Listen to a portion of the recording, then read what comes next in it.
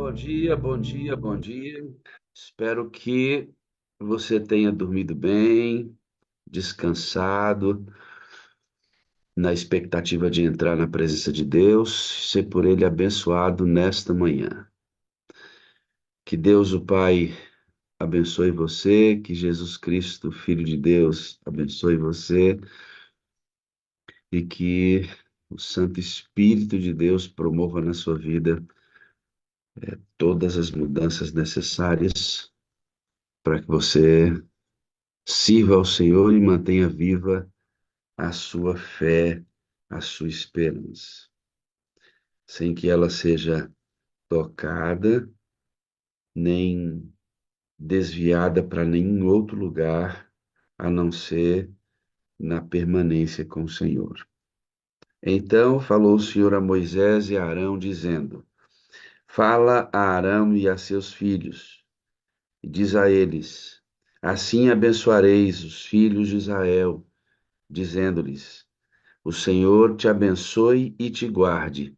O Senhor faça resplandecer o seu rosto sobre ti e tenha misericórdia de ti. O Senhor sobre ti levante o seu rosto e te dê a paz. Assim porão o meu nome sobre os filhos de Israel e eu os abençoarei.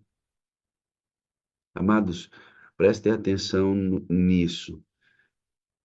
Assim porão meu nome sobre os filhos de Israel e eu os abençoarei. Colocar o nome sobre é colocar o selo de autoridade. Deus está dizendo assim, ó, os filhos são meus, o carro é meu, a família é minha, a casa é minha, o tempo é meu, o esposo é meu, a esposa é minha, o emprego é meu, o dinheiro é meu. Ponham o meu nome sobre tudo que vocês têm e vocês serão abençoados. É isso que ele está dizendo. Extraordinário, né? Preguei aqui e vou reafirmar: tenho medo de conquistar qualquer coisa que não tenha o selo da aprovação de Deus, porque essas coisas se tornarão o nosso Deus, os nossos ídolos, e nós nos curvaremos a elas. Nós nos curvaremos a elas. Ponha o selo de Deus, o nome dele sobre tudo que você é e tudo que você tem, e você estará sobre a bênção do Altíssimo. Amém? Vamos orar? Eterno, maravilhoso Deus, nós agradecemos muito, muito mesmo, por mais um dia de vida, pela grata alegria de estarmos em Tua presença tão livremente ainda. Por isso, abençoa-nos como a nuvem no deserto, Senhor. Sombra durante o dia, calor durante a noite. A bênção necessária para cada situação. Querido Jesus, como é bom tê-lo como nosso exemplo. Nós agradecemos a sua ação redentora sobre nossa vida, o sangue derramado na cruz do Calvário, o oferecimento de um sacrifício incomparável. Nós agradecemos por isso. Muito, mas muito mesmo. Pedimos que o Senhor perdoe nossos pecados e cubra-nos com a tua justiça. Justifica-nos, declara-nos justos, mediante arrependimento sincero, provocado pelo Espírito Santo. Batiza-nos, Jesus, como o Senhor prometeu por meio de João Batista, com fogo e com o Espírito. Purifica-nos e guia-nos, controla-nos.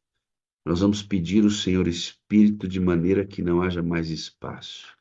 E a ideia é que Ele assuma o controle das nossas ações, mantendo livre a nossa capacidade de escolha, mas usando a mesma para nos direcionar. Espírito Santo, nós planejamos essa reunião antecipadamente. Oramos para planejar e não queremos atrapalhar o Senhor. Faz aqui como o Senhor quiser. Se o Senhor quiser que tudo aconteça na mesma ordem, se o Senhor quiser que as ordens elas sejam alteradas, se o Senhor quiser que não aconteça, que aconteça outra coisa, agora é o Senhor que comanda. Entregamos tudo em tuas mãos. Em nome de Jesus. Amém, amém e amém.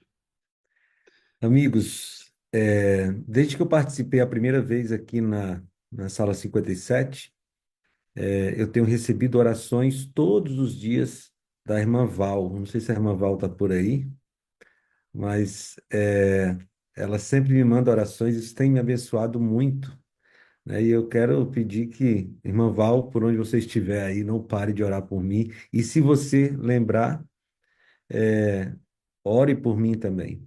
Ore pelos pastores. Nós precisamos, tá aí a irmã Val. Irmã Val, muito obrigado. Só para o senhor Muito conhecer, obrigado. viu, pastor? Muito obrigado por suas orações diárias, pelo jejum. Isso tem feito muita diferença na minha vida e que Deus a abençoe aí e dê presentes espirituais como a senhora tem me presenteado também. E eu gostaria de pedir que aqueles que puderem e lembrarem, orem por nós, né? Orem por mim, pela Flor, pelo Daniel, pelo Luca. As orações são essenciais, né? Para a gente manter o nosso ministério. Ellen White diz que há tentações especiais que Satanás envia sobre os pastores. E eu tenho orado constantemente para que Deus me dê forças para resistir a essas tentações e cumprir o ministério que Ele me deu. Hoje eu quero falar com vocês sobre um texto que está entre aqueles que eu mais gosto na Bíblia, né? É o texto de 1 Coríntios, capítulo 10, versículo 31. 1 Coríntios 10, 31 diz: Portanto, quer comais, quer bebais, ou façais qualquer outra coisa, faça tudo para a glória de Deus. Portanto, quer comais, quer bebais, ou façais qualquer outra coisa, faça tudo para a glória de Deus. Você já deve ter ouvido em algum momento uma pergunta assim: qual o seu propósito, né? O que que Deus espera de você? E essa frase, qual o seu propósito, ela virou moda assim os cristãos, né? Ah, qual o propósito de Deus para a sua vida? Qual o propósito de Deus para o seu casamento? Qual o propósito de Deus para a sua profissão? Só que como tudo que Satanás coloca à mão, essa frase, ela se tornou ou ela ganhou uma conotação não muito bíblica. Eu vou explicar para vocês. Porque a ideia dessa frase, qual o seu propósito, né? Qual o propósito de Deus para para a sua vida amorosa, qual o propósito de Deus para a sua profissão, ela vem carregada de um significado que não é bíblico, é mais da filosofia grega do que da Bíblia. Por que que eu estou dizendo isso? Existe um filósofo antigo aí, né, o Aristóteles, que dizia que tudo na vida, tudo neste planeta tem um propósito específico. Em que sentido? Ele dizia assim que as coisas e as pessoas estão nesse mundo para cumprir uma coisa específica e se não forem, se não cumprirem esta coisa específica, não serão felizes. Vou dar um exemplo mais claro aqui. Ele diz assim: olha, a mesa nasceu ou foi criada para um propósito, e ela só pode existir para cumprir aquele propósito. Os livros, para um propósito. Só que isso foi aplicado aos seres humanos. E aí funciona mais ou menos assim.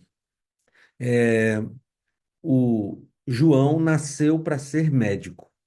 E se ele não for médico, ele não vai ser feliz.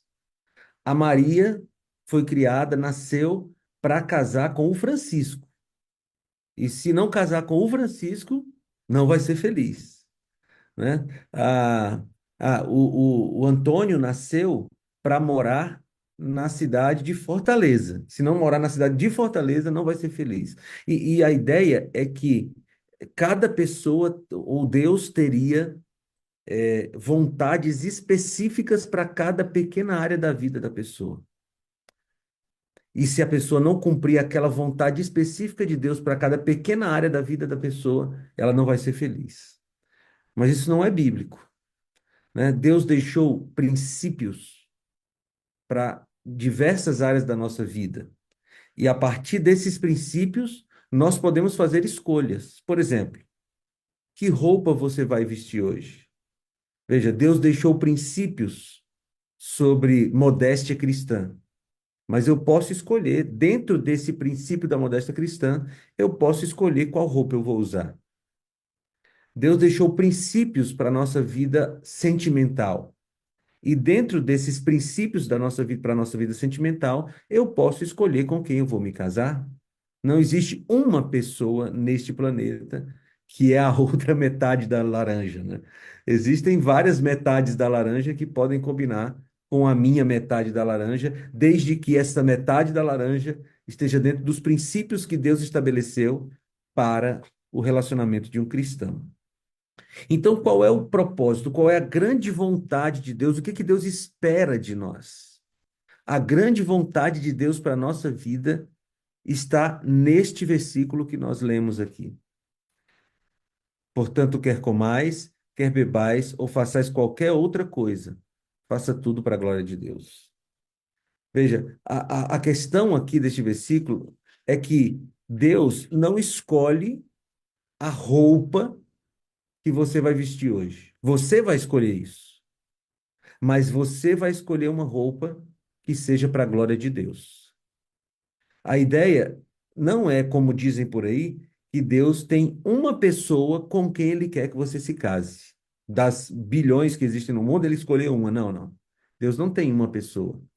Mas ele quer que, ao escolher a pessoa com quem você vai se casar, você escolha para a glória de Deus. Deus não tem uma profissão que ele quer que você tenha.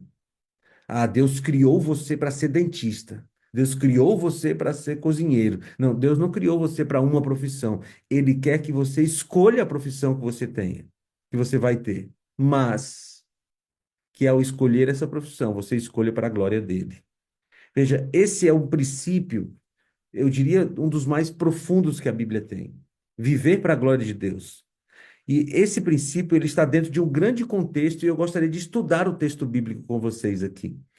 Veja, vamos estudar esse trecho todo. Então, você está com a sua Bíblia aberta aí, 1 Coríntios, capítulo 10, a partir do versículo 23, que é o contexto de 1 Coríntios 10, 31. E 10, 23 diz assim: Todas as coisas são lícitas, mas nem todas convêm. Todas são lícitas, mas nem todas edificam. E ele começa esse trecho da Bíblia falando esta frase que ele já tinha dito antes. Se você olhar 1 Coríntios 6,12, o apóstolo Paulo diz a mesma coisa. Em 6,12 ele diz assim, ó, todas as coisas me são lícitas, mas nem todas convêm. Todas as coisas me são lícitas, mas eu não me deixarei dominar por nenhuma delas. Então, Paulo começa com essa frase que era um ditado popular na época, mas ele deixa esse ditado popular dentro daquilo que Deus estabeleceu, né? Debaixo dos princípios de Deus. Porque o ditado era: todas as coisas me são lícitas. Aí ele completa, mas nem todas convêm. E aí, no versículo 12, ele fala que não se deixará dominar por nenhuma delas, e no versículo 23, ele diz que nem todas edificam. Então, veja, Paulo está dizendo que há coisas que são lícitas a se fazer, mas nesse contexto, ele está dizendo que algumas coisas que são lícitas não devem ser praticadas por um cristão, porque elas não glorificam o nome de Deus. E veja, o princípio geral é fazer tudo para a glória de Deus, viver para a glória de Deus. Agora, algumas pessoas podem dizer assim, então Paulo está dizendo que todas as coisas são lícitas, ele está derrubando a lista de certo e errado. Ele está acabando com aquilo que Deus estabeleceu, que existem coisas certas e existem coisas erradas. Ele está fazendo isso? Não, ele não está fazendo isso.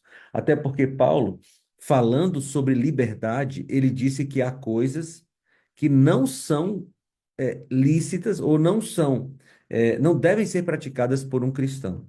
Eu estou falando isso baseado em Gálatas capítulo 5. Você está com a sua Bíblia, quer folheá-la aí? Eu vou ler agora Gálatas capítulo 5, versículo 13 e depois Gálatas capítulo 5, do 19 ao 21. Diz assim: Porque vós, irmãos, fostes chamados à liberdade, porém não useis da liberdade para dar ocasião à carne. Sede antes servos uns dos outros pelo amor.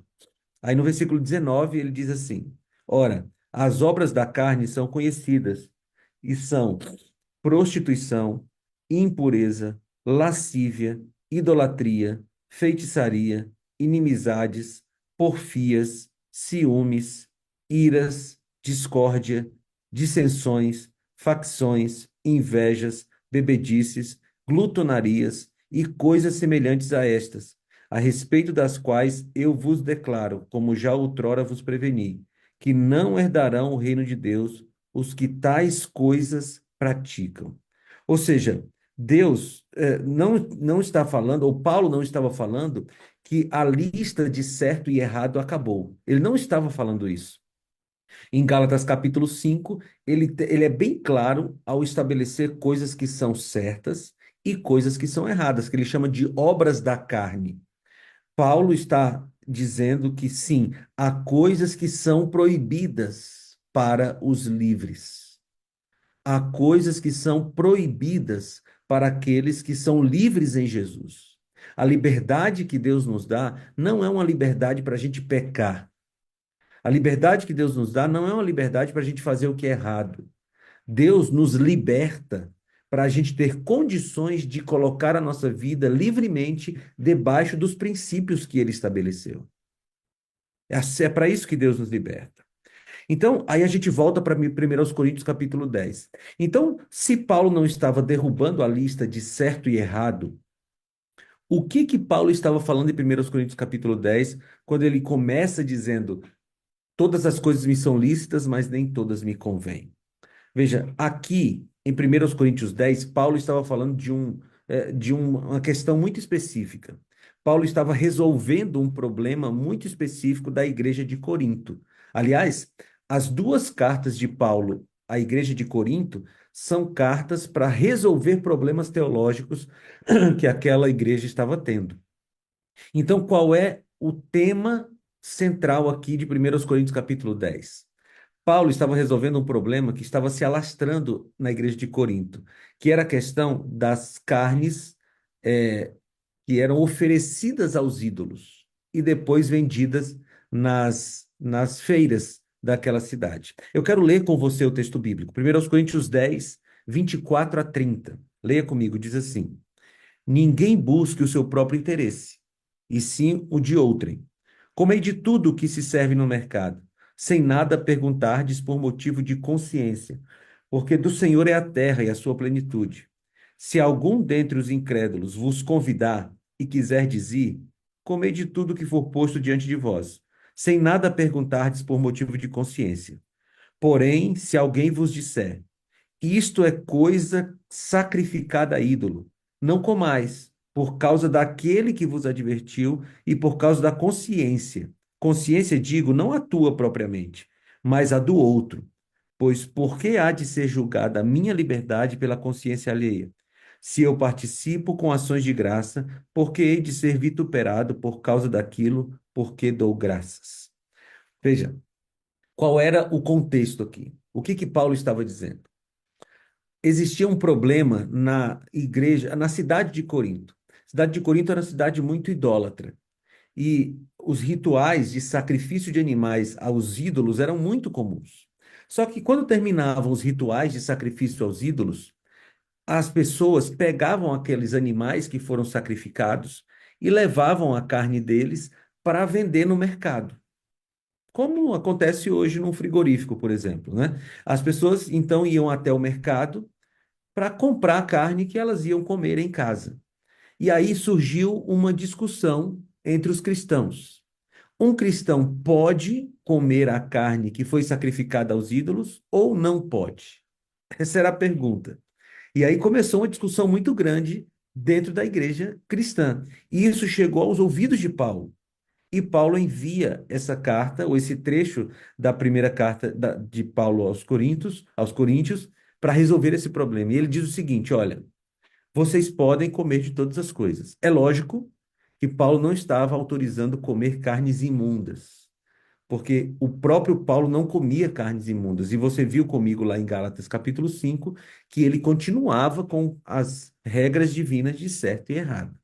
Ele está falando aqui de carnes de animais que não são imundos, que eram sacrificados e a carne ia lá para o mercado.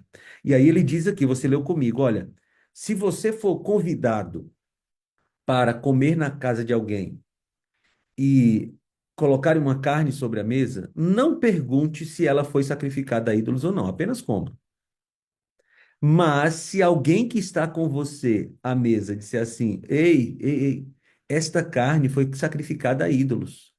Paulo diz assim, não coma. E não coma por quê? Aí Paulo explica, ele diz assim, não coma por causa da consciência. Mas de quem é a consciência? Do outro. Ou seja, não existia nada de errado em comer aquela carne. Por quê? Porque os ídolos não existem. Aquele ídolo a quem a carne foi sacrificada, ele não existe. Então, efetivamente, aquela carne tinha sido sacrificada para ninguém. Paulo tinha consciência de que aquela carne não tinha nada de especial por ter sido sacrificada a um ídolo. Mas Paulo está dizendo aqui: se alguém se incomodar com o fato de você comer aquela carne, não coma por causa da consciência do outro. Amigos, isso aqui aqui tem uma mensagem muito interessante. Porque, veja, era lícito comer aquela carne que foi sacrificada aos ídolos. Mas não convinha fazer isso. Por quê? Porque você iria escandalizar a outra pessoa. Aqui, Paulo estabelece um princípio interessante. Ele está dizendo que nós somos responsáveis pela impressão que nós causamos à vida dos outros. Nós somos responsáveis pela impressão que nós causamos a partir das nossas ações sobre a vida alheia. Ou seja, se a gente faz uma coisa que é lícita, não estou falando de coisa pecaminosa, e Paulo não estava falando de coisas pecaminosas. Ele estava falando de coisas que não são pecado, de coisas que são lícitas, mas que de alguma forma essas coisas estavam afetando a vida dos outros, escandalizando os outros. Se nós estamos fazendo alguma coisa disso, dessa forma, nós devemos parar. Porque algumas pessoas vivem no que eu chamo de síndrome de Caim. Lembra? Quando Caim matou Abel, Deus chegou para ele em Gênesis capítulo 4, versículo 9, e disse assim: disse o Senhor a Caim: onde está Abel, teu irmão? E ele respondeu: não sei. Acaso sou eu tutor do meu irmão? Abel estava perguntando, ou Caim estava perguntando para Deus assim: por acaso eu tenho alguma responsabilidade sobre a vida do outro, sobre a vida do meu irmão?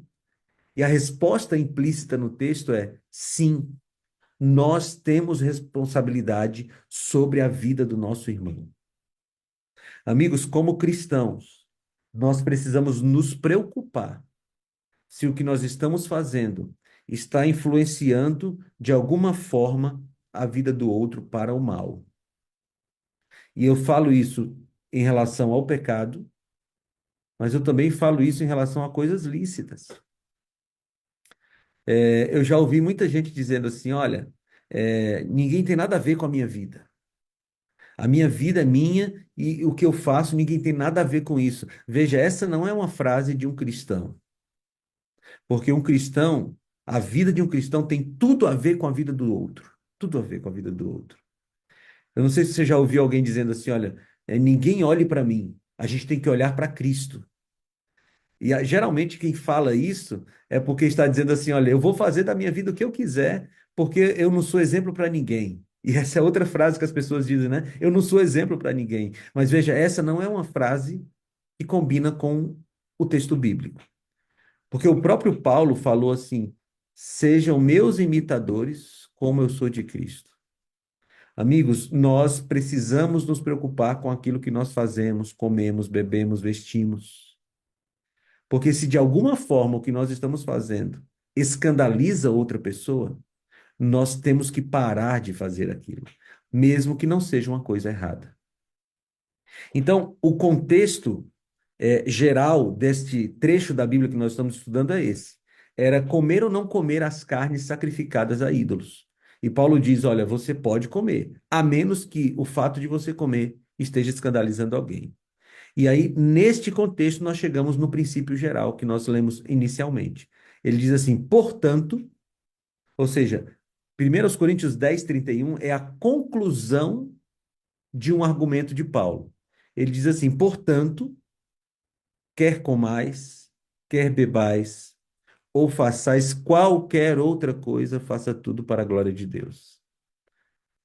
Quando a pessoa comia a carne sacrificada a ídolos, sabendo que aquilo iria escandalizar um irmão, alguém que estava vendo aquela pessoa, ele não estava comendo para a glória de Deus.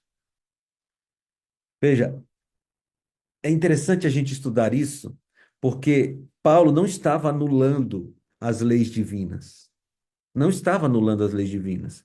E você pode perceber isso porque Paulo, em vários dos seus escritos, deixa muito claro que a gente não pode glorificar o nome de Deus a não ser que a nossa vida esteja em harmonia com aquilo que Deus estabeleceu.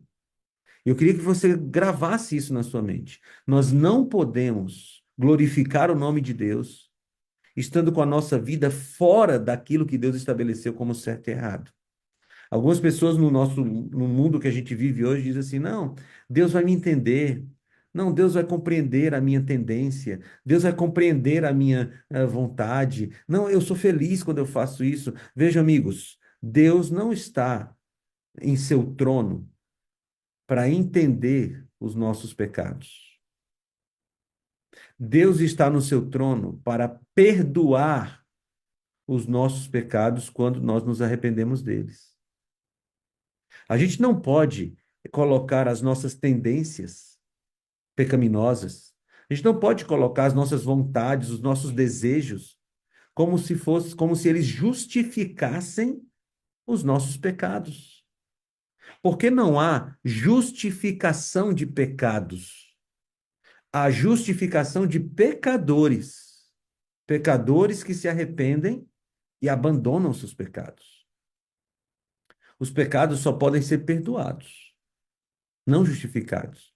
Então, a gente não pode viver a vontade de Deus, viver para a glória de Deus, quando a gente está longe daquilo que Deus estabeleceu como certo e errado. E Pedro nos ajuda a entender isso. Eu vou ler para vocês agora 1 Pedro, capítulo 4, versículo 11. Pedro, na sua primeira carta, no capítulo 4, versículo 11, diz assim: se alguém fala, fale de acordo com os oráculos de Deus. Se alguém serve, faça-o na força que Deus supre, para que em todas as coisas seja Deus glorificado por meio de Jesus Cristo, a quem pertence a glória e o domínio pelos séculos dos séculos. Amém. Ou seja, Pedro está reforçando o que Paulo fala, dizendo o seguinte: olha, se a gente quer viver para a glória de Deus, tem que viver de acordo com o que Deus estabeleceu como certo e errado. Não tem como glorificar o nome de Deus fora daquilo que Deus estabeleceu. Então, a primeira coisa que eu quero destacar de 1 Coríntios 10:31 é que Paulo não está anulando a lei de Deus. Ele apenas está estabelecendo um princípio geral para a nossa vida. Qual é o propósito de Deus para a nossa vida? O propósito de Deus para a nossa vida é que a gente viva para a glória dele, fazendo qualquer coisa para a glória dele. Segundo princípio que Deus estabelece aqui em 1 Coríntios 10:31 é o seguinte: Paulo está expondo um princípio que a gente pode chamar de integralidade da vida cristã. Quando ele diz, portanto, quer comais, quer bebais, ou façais qualquer outra coisa, faça tudo para a glória de Deus, ele está dizendo que a vida do cristão não está dividida em momento secular e momento sagrado. E algumas pessoas, alguns cristãos, dividiram a vida em momento secular e momento sagrado. Como? Vou explicar para vocês. Vou dar um exemplo aqui para tentar deixar mais claro. Imagine um adventista do sétimo dia, e, portanto, guarda o sábado conforme o quarto mandamento, e ele pensa assim: olha, ele está trabalhando segunda, terça, quarta, quinta, sexta, e ele está pensando: não, eu estou vivendo um momento secular aqui.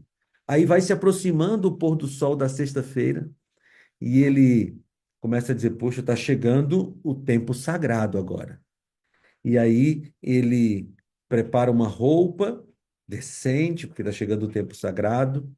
Ele muda a playlist lá do seu celular, as músicas que ele escuta durante a semana, ele muda, porque está chegando o tempo sagrado.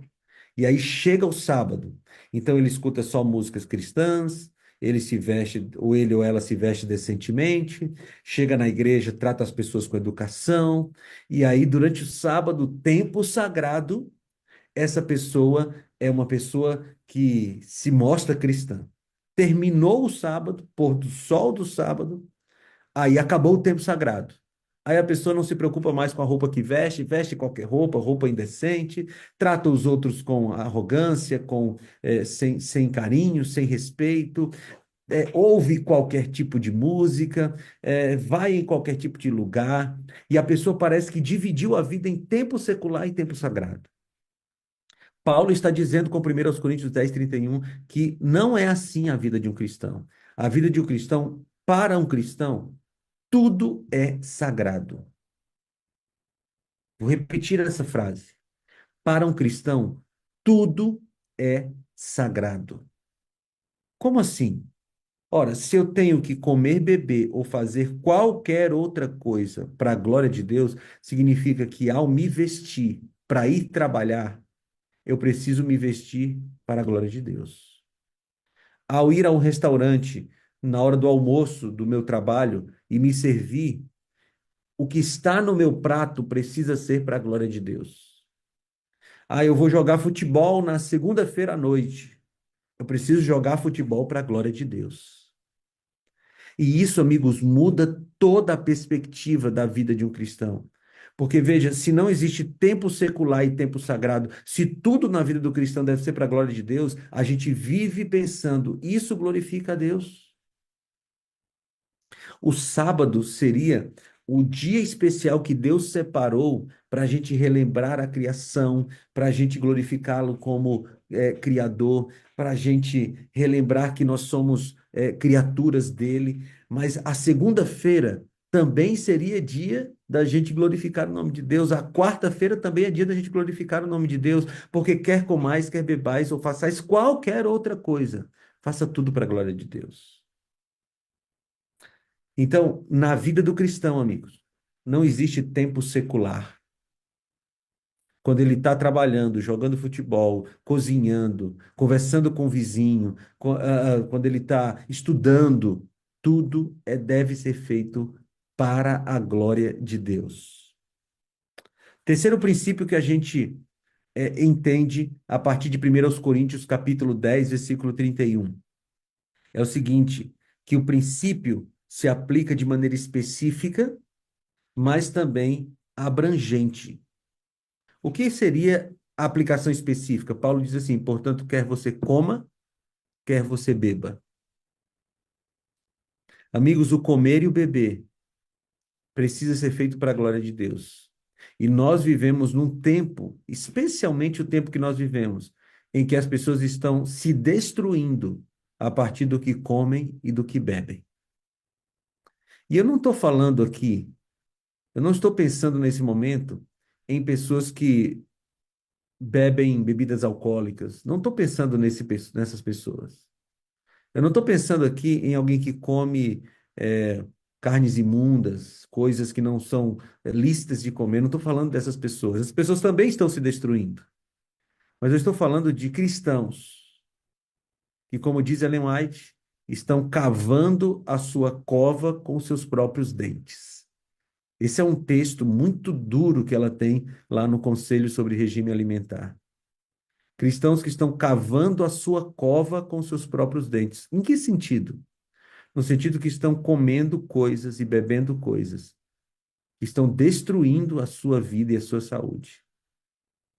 Amigos, nós temos princípios bíblicos de alimentação, né? E Deus deixou como alimentação ideal para a gente, é só ler Gênesis capítulo 1 e capítulo 2. Deus deixou como alimentação ideal para a gente a alimentação vegetariana. E depois Deus permitiu que nós comêssemos algumas carnes que, que ele estabeleceu como limpas, Mas Deus deixou um princípio de saúde para a gente. E depois ele inspirou Ellen White para escrever vários livros de saúde.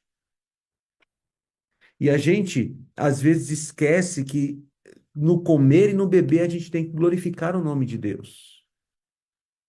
E a gente se entope de coisas que prejudicam a nossa saúde, a gente se entope de coisas que atrapalham a nossa espiritualidade. E escutem bem o que eu vou falar para vocês. O que a gente come e o que a gente bebe contribui ou atrapalha a nossa espiritualidade. Quer comais ou quer bebais, faça para a glória de Deus. Então, existe uma aplicação específica, amigos. E eu convido vocês a estudarem os princípios de saúde que Deus estabeleceu na sua palavra e que Deus inspirou Ellen White a escrever nos seus livros. Estudem os princípios de saúde, porque eles não foram feitos para tirar nossa liberdade, pelo contrário, eles foram feitos para que a gente tenha mais liberdade, mais saúde, para a gente entender a vontade de Deus. Porque esse é o grande princípio da reforma de saúde. Qual é o grande princípio? É que a gente tenha uma mente clara, para que a gente possa, a partir da nossa mente clara, entender a vontade de Deus para a nossa vida. Quanto mais saudável é o nosso corpo, mais nós conseguiremos entender aquilo que Deus estabeleceu. Por isso que a gente deve se alimentar com o que Deus deixou para a gente se alimentar. A gente deve fazer atividade física, tomar água, dormir adequadamente, enfim, os 8 remédios da natureza que a gente conhece, né? Mas veja, tem aplicação específica, quer comais, quer bebais. Mas também ele diz: ou façais qualquer outra coisa. Qualquer outra coisa envolve o quê, amigos?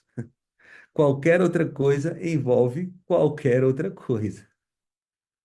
Tudo que você for fazer tem que ser para a glória de Deus.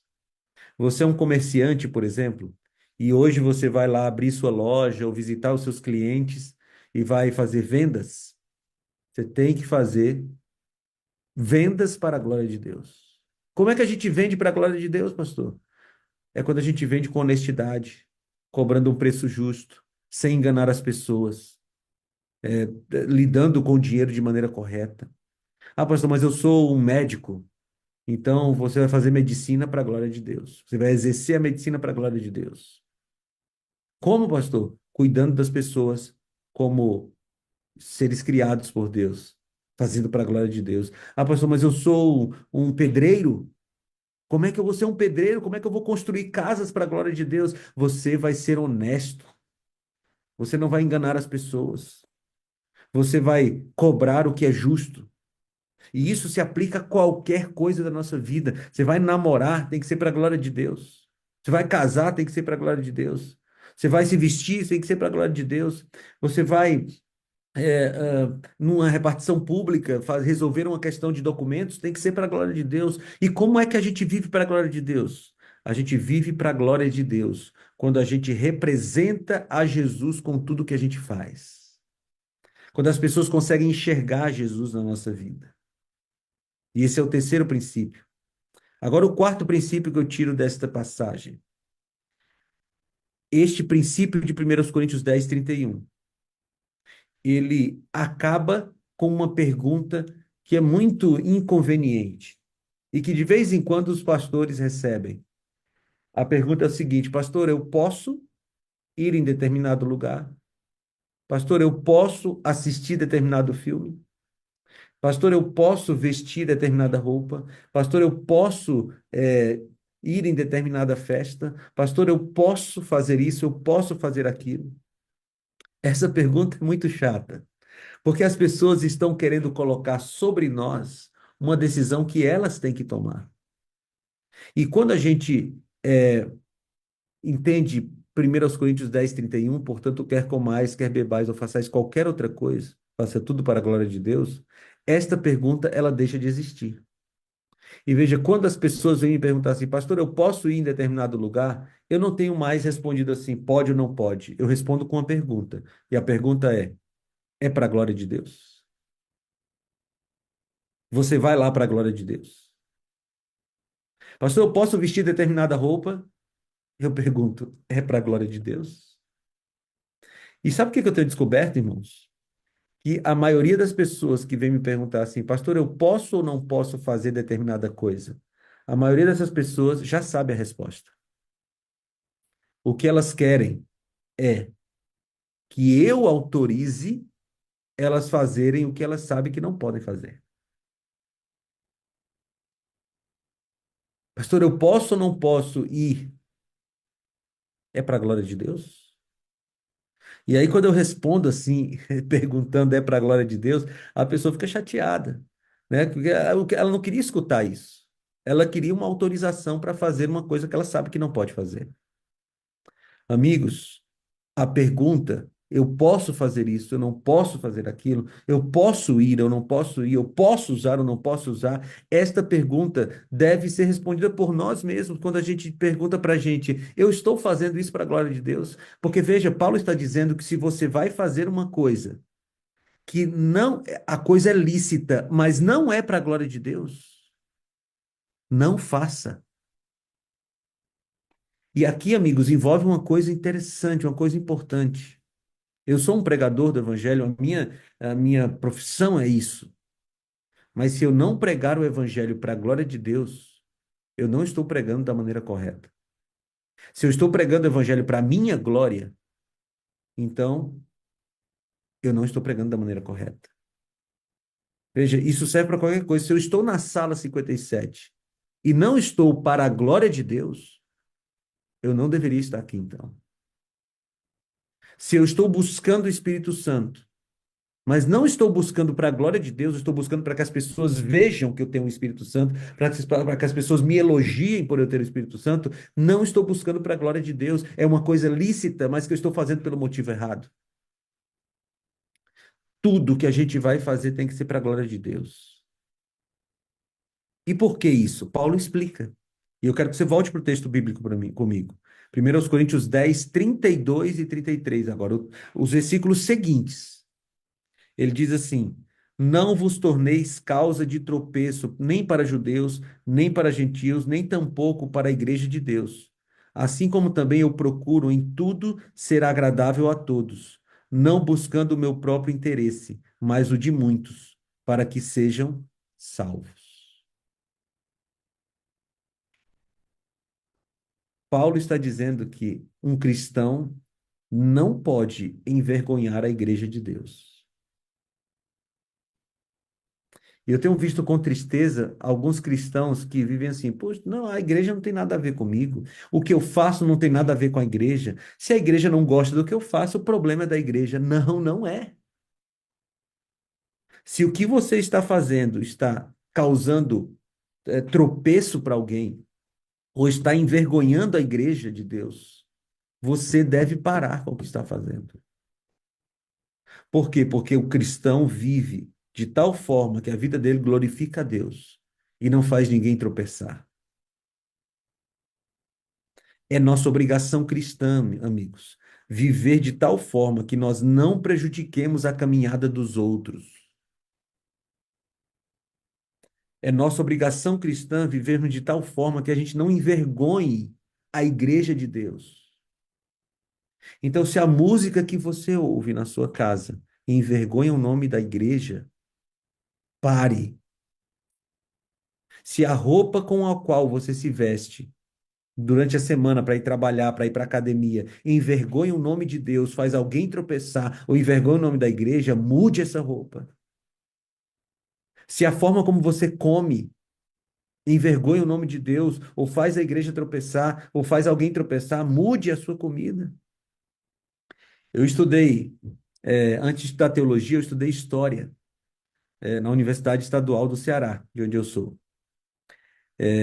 E uma vez eu tive um problema, tinha uma disciplina na sexta-feira à noite, eu fui conversar com o coordenador do curso para dizer que eu não iria, né? Eu pedi uma alternativa, alguma coisa assim, e ele me disse uma coisa que eu não esqueci até hoje. Ele disse assim: Olha, tem um colega seu que também é adventista e ele vem na aula na sexta-feira à noite.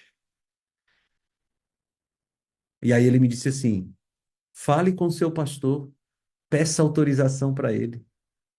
E eu tive que explicar para ele que não é o pastor que manda, não foi o pastor que mandou, mas aquele meu colega estava desonrando não só o nome de Deus, mas a igreja.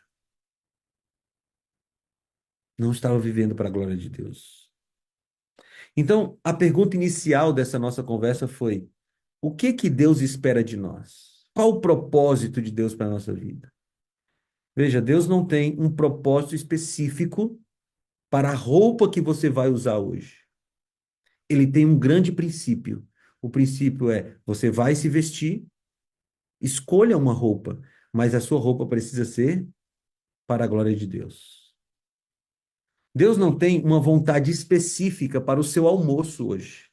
Ah, você vai comer lasanha ou você vai comer, sei lá, um, um ovo frito?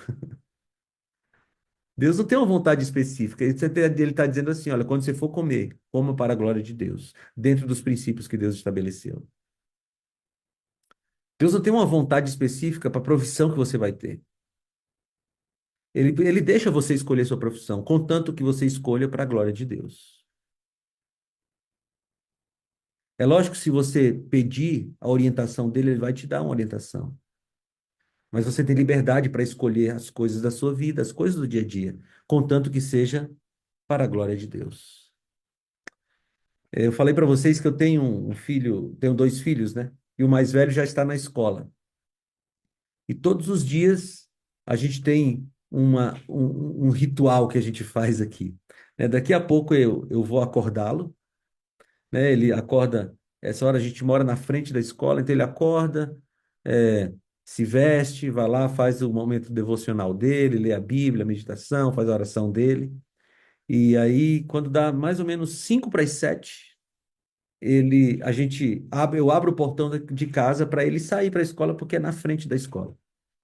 Só que antes de sair, ali na área de casa, a gente ora juntos, né? E eu oro por ele, peço a Deus a bênção, a proteção. E quando acaba a oração, eu falo uma frase. Eu digo assim: Daniel, viver, e ele completa, para a glória de Deus.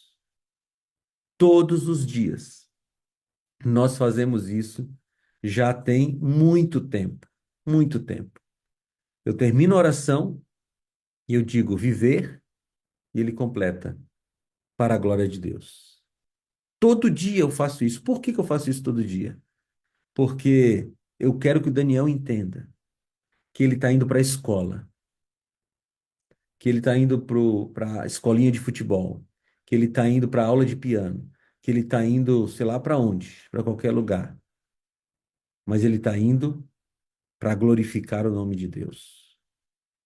Vocês não são Daniel, não são meu filho, mas eu queria também que vocês hoje dissessem aí. Eu não vou ouvir, os microfones estão mutados, mas eu vou falar aqui e eu queria que você falasse aí na sua casa.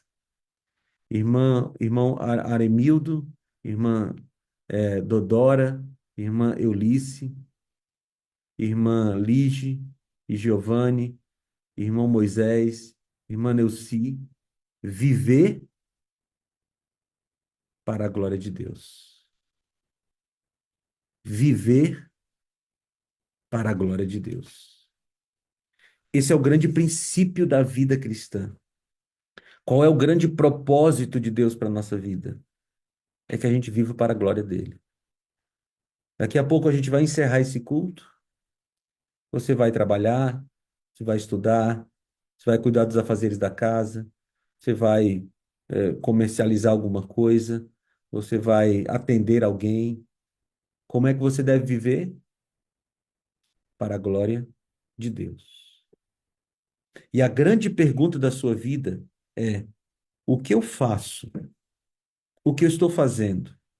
O que eu estou pensando? O que eu estou comendo? O que eu estou vestindo? O que eu estou oferecendo para as pessoas? É para a glória de Deus? Se for, avance. Se não for, abandone. Porque é assim que Deus espera que nós vivamos. Vamos orar? Senhor Deus, obrigado, Pai, por deixar uma mensagem tão clara na tua palavra. Obrigado, Senhor, porque o Senhor nos adverte nesta manhã para que vivamos para a tua glória.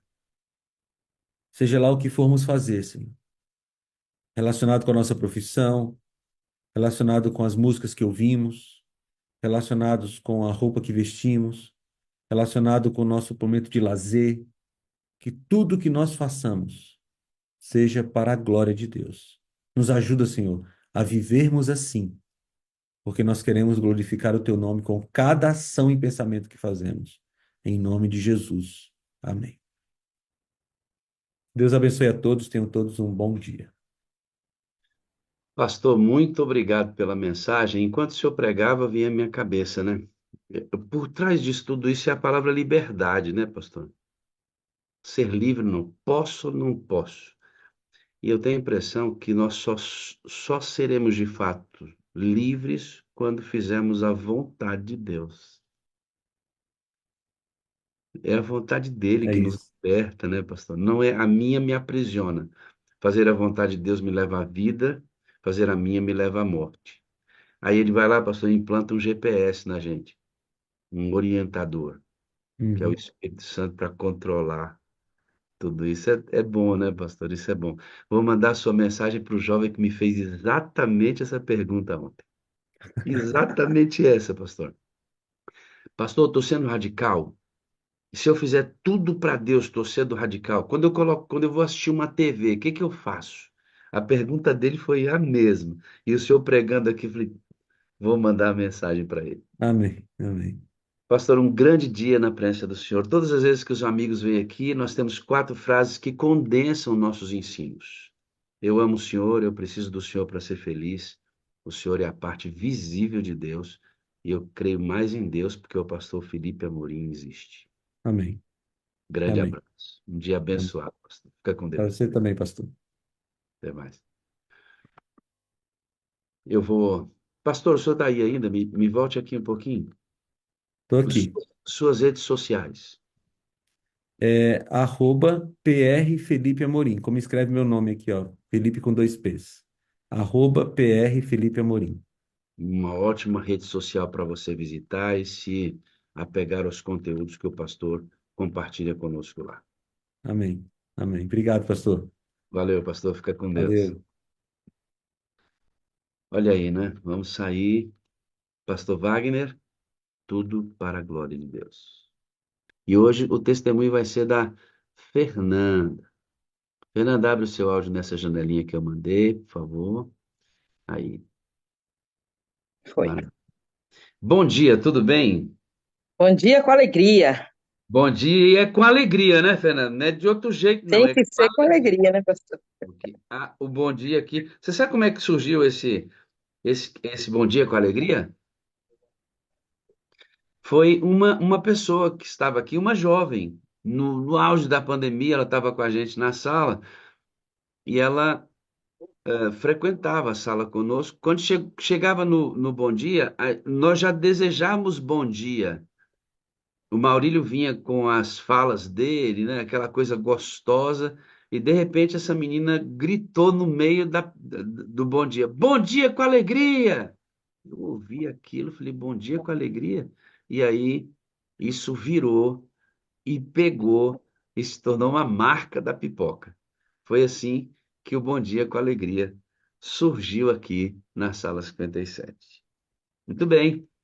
Vamos contar a sua história. Enquanto a gente conta a sua história, a gente vai ver o que Deus tem para falar através do seu conteúdo conosco, tá bom? A Fernanda é casada com o Luiz, tem duas filhas, a Anne Com e a. Ademias, pastor. Hã? Com Ademias. Oxe, eu entendi, foi Luiz. Estou mudando o marido Não, da é mulher. Ademias, o meu marido. Meu Deus, troquei o marido da mulher, Jesus amado! Me desculpa aí, meu, como é que é o nome dele?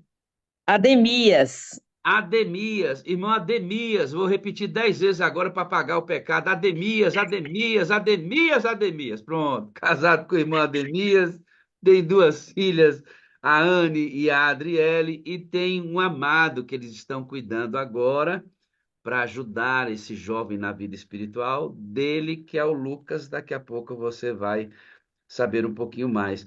A Fernanda é de uma família de 11 irmãos, ela é a oitava, uma família humilde, numerosa, mas de uma mãe. Você vai me falar sobre a sua mãe que aceitou o evangelho, ela já frequentava algumas igrejas pentecostais, não havia se encontrado, mas você disse que ela é uma mulher simples, mas que buscava a verdade. Fala um pouquinho da sua mãe para a gente. A minha mãe era nosso ponto, porto seguro, né, pastor? E ela tinha esse desejo de conhecer a verdade. Ele buscava até que o irmão Vitório, né? Ele passou batendo em porta e ofereceu estudo bíblico para minha avó, e a minha avó aceitou, e a minha mãe aceitou junto esse estudo bíblico, e a família, a maior parte batizou junto lá, e eu fui depois, né? Um pouco depois eu fui lá é, frequentando a igreja, até também tomei a decisão do batismo aos 12 anos. Você foi Eu tinha 12 batizada anos, aos 12 anos. aos 12 anos de idade. Então, a fonte do adventismo na sua casa foi a sua mamãe. Quando você Sim. fala que ela é uma mulher simples, é porque ela não teve estudo, não foi à escola. Como é que Não, é isso? ela fez só até a quarta série primária, mas tinha muitos dizeres, pastor. Ela falava pra gente: filha, quem anda com porcos, farelo come. Fale com quem você anda, que eu vou dizer quem você é. A minha mãe, até a quarta série primária ela teve, mas ela tinha palavras muito sábias. E a gente aprendeu muito com ela, com os dizeres que ela dava, com os conselhos que ela dava. Ela Eu me emociono porque hoje não tenho mais ela, né, comigo, né, pastor? Ela faleceu no ano de 2013, mas ela faz falta até hoje, Vai fazer falta para sempre, até para que você sempre. esteja vivo. A minha eu perdi tem 16 anos e eu sinto muita falta dela, obviamente, né? A falta está acomodada, a vida precisa seguir, né, Fernanda? Sim, Mas faz muita falta. Cheirinho da minha mãe, o colo dela, eu brincava muito com a minha mãe. Era uma pessoa que extraordinária. Não é porque, é porque mãe é mãe, né? Mãe é mãe. sim. Você se batiza na igreja de Brotas, em Salvador, e você diz que é a igreja que ama muito, ama muito. E vocês foram, estudaram a Bíblia com esse senhor e se batizaram, você aos 12 anos. Você me falou, Fernanda, que vocês foram aprendendo o adventismo na caminhada, que no começo vocês não sabiam exatamente como é que era guardar o sábado. Como é que foi isso? Então, no começo, pastor, meu pai era pedreiro, né? E minha mãe, ele dava um dinheiro para minha mãe, e a gente ia fazer compra na sexta-feira à noite, porque a gente não sabia que sexta-feira à noite era sábado. Aí a gente ia rapidinho, vamos fazer tudo rápido, porque amanhã já é sábado, e a gente ia. E aí, no caminhar da igreja, os irmãos foi explicando, orientando quando começa o pôr do sol, que o pôr do sol do pôr do sol de sexta-feira até o pôr do sol de sábado, que já é sábado, e a gente não sabia disso no começo. Não sei como foi a parte do estudo bíblico, mas na hora é tanta informação no estudo bíblico que aí às vezes a gente não sei se pega alguns detalhes, e esse detalhe a gente não pegou com É, relação ao pôr do sol. provavelmente houve alguma falha na doutrinação, porque além do estudo bíblico, você vai lembrar que a gente preenche a ficha batismal, e ao Sim, preencher a ficha batismal, a gente passa por todos os itens, quase todos os itens do estudo bíblico, especialmente do ouvindo a voz de Deus. Na sua época não era esse, não. não era esse, mas certamente estava na ficha batismal essas questões. E a pergunta sobre a lei de Deus sobre o sábado é feita. Vamos pensar um pouquinho aqui, Fernanda. Nós precisamos melhorar muito no doutrinamento das pessoas que são batizadas na igreja. E na Sim. minha opinião, a gente não pode ter muita pressa e nem pode demorar demais. Você sabe qual é o equilíbrio do estudo bíblico? É não deixar para fazer o apelo no final. Estudo sim. bíblico, você faz apelo todo dia. Eu sinto falta, na maioria dos irmãos da igreja, o anseio, o desejo de batizar alguém. Eu estou com um ancião chamado Wallace, vou falar publicamente, porque ele conta isso publicamente. A esposa dele assiste a sala e a sua bandeira caiu lá atrás. Tá caindo sua bandeirinha lá atrás. Fecha a câmera um pouquinho, ele vai lá e arruma, e eu volto com a Vai, Fernanda você. daqui a pouquinho. Não precisa, fecha o áudio também para ficar bonitinho, a gente não ouvir nenhum barulhinho aí. Essas coisas ao vivo, né, irmão? Ao vivo. E aí, esse Wallace, ele é ancião da minha igreja há 23 anos. A esposa, ele assistem à sala, ele faz Uber hoje. Gente muito boa, ele, a esposa. Tem 2 filhos que a gente está fazendo amizade. E, e ele confessou para a gente que é a primeira vez que ele dá um estudo bíblico. Neuci, 23 anos. A primeira vez que ele dá um estudo. Já foi ancião, líder do AMM, Ministério dos Motociclistas, membro regular da igreja. 23 anos sem dar um estudo bíblico. Eu cheguei espiritualizando a igreja e levando a igreja através do Espírito Santo, desejar a missão. E aí nós conseguimos que ele fosse até a casa do Roberto, da Rose, para quem eu mandei recadinho hoje, e eles começaram a estudar. Pode abrir o áudio agora, tá, Fernando? Eles começaram a estudar e o Roberto tomou a decisão. O que que o Wallace fez? Ele já foi até uma outra pessoa da igreja, que também é adventista de berço e que nunca ganhou uma alma para Jesus. E levou para estudar com uma outra pessoa que o Wallace já começou. Está terminando com o Roberto aqui e já está começando o discipulado dele com outras pessoas. A ideia é pegar Roberto e Rose e levar para onde o, o Wallace está dando estudo bíblico. Na hora que Roberto e Rose aprenderem na prática como é que dá um estudo bíblico, o Wallace vai levantar o estudante, coloca o Roberto e a Rose nesse novo estudante, ele sai para estudar com outra pessoa, para testemunhar com a vida com outra pessoa. Roberto e Rose, recém-batizados, já estão na missão, espelhando a vida deles e ensinando a doutrina. E a gente cria um movimento poderoso, evangelístico. Agora, não com tanta pressa, porque a gente às vezes batiza muito rápido e também não pode demorar muito. O segredo é apelar todos os dias. Irmão, você tem que ter sede de ganhar alma para Jesus. Às vezes, Fernanda, a pessoa fala assim: não, fulano de tal não vai batizar agora, não, deixou para o ano que vem. As pessoas quase comemoram a ideia de que a pessoa protelou o batismo deles. Não, a gente tem que se angustiar. Como assim deixou para o ano que vem? Por que para o ano que vem? Por que que Deus a gente empurra para o ano que vem? Não, a gente tem que se angustiar, irmão. Verdade. Ô Maria, você que está aí do lado de um pano vermelho, quantas almas você já ganhou para Jesus, amadinha? Responde aí. Irmão Messias, quantas almas o senhor já ganhou para Jesus? Responde aí só para o senhor, irmão Messias. Ele colocou a mão espalmada, 5 almas para Jesus. Eunice, quantas almas para Jesus?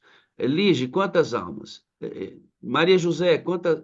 A gente tem que questionar isso. É porque a gente ganha alma com a vida, viu? Não é com estudo bíblico, não. Então, todo mundo tem a ferramenta.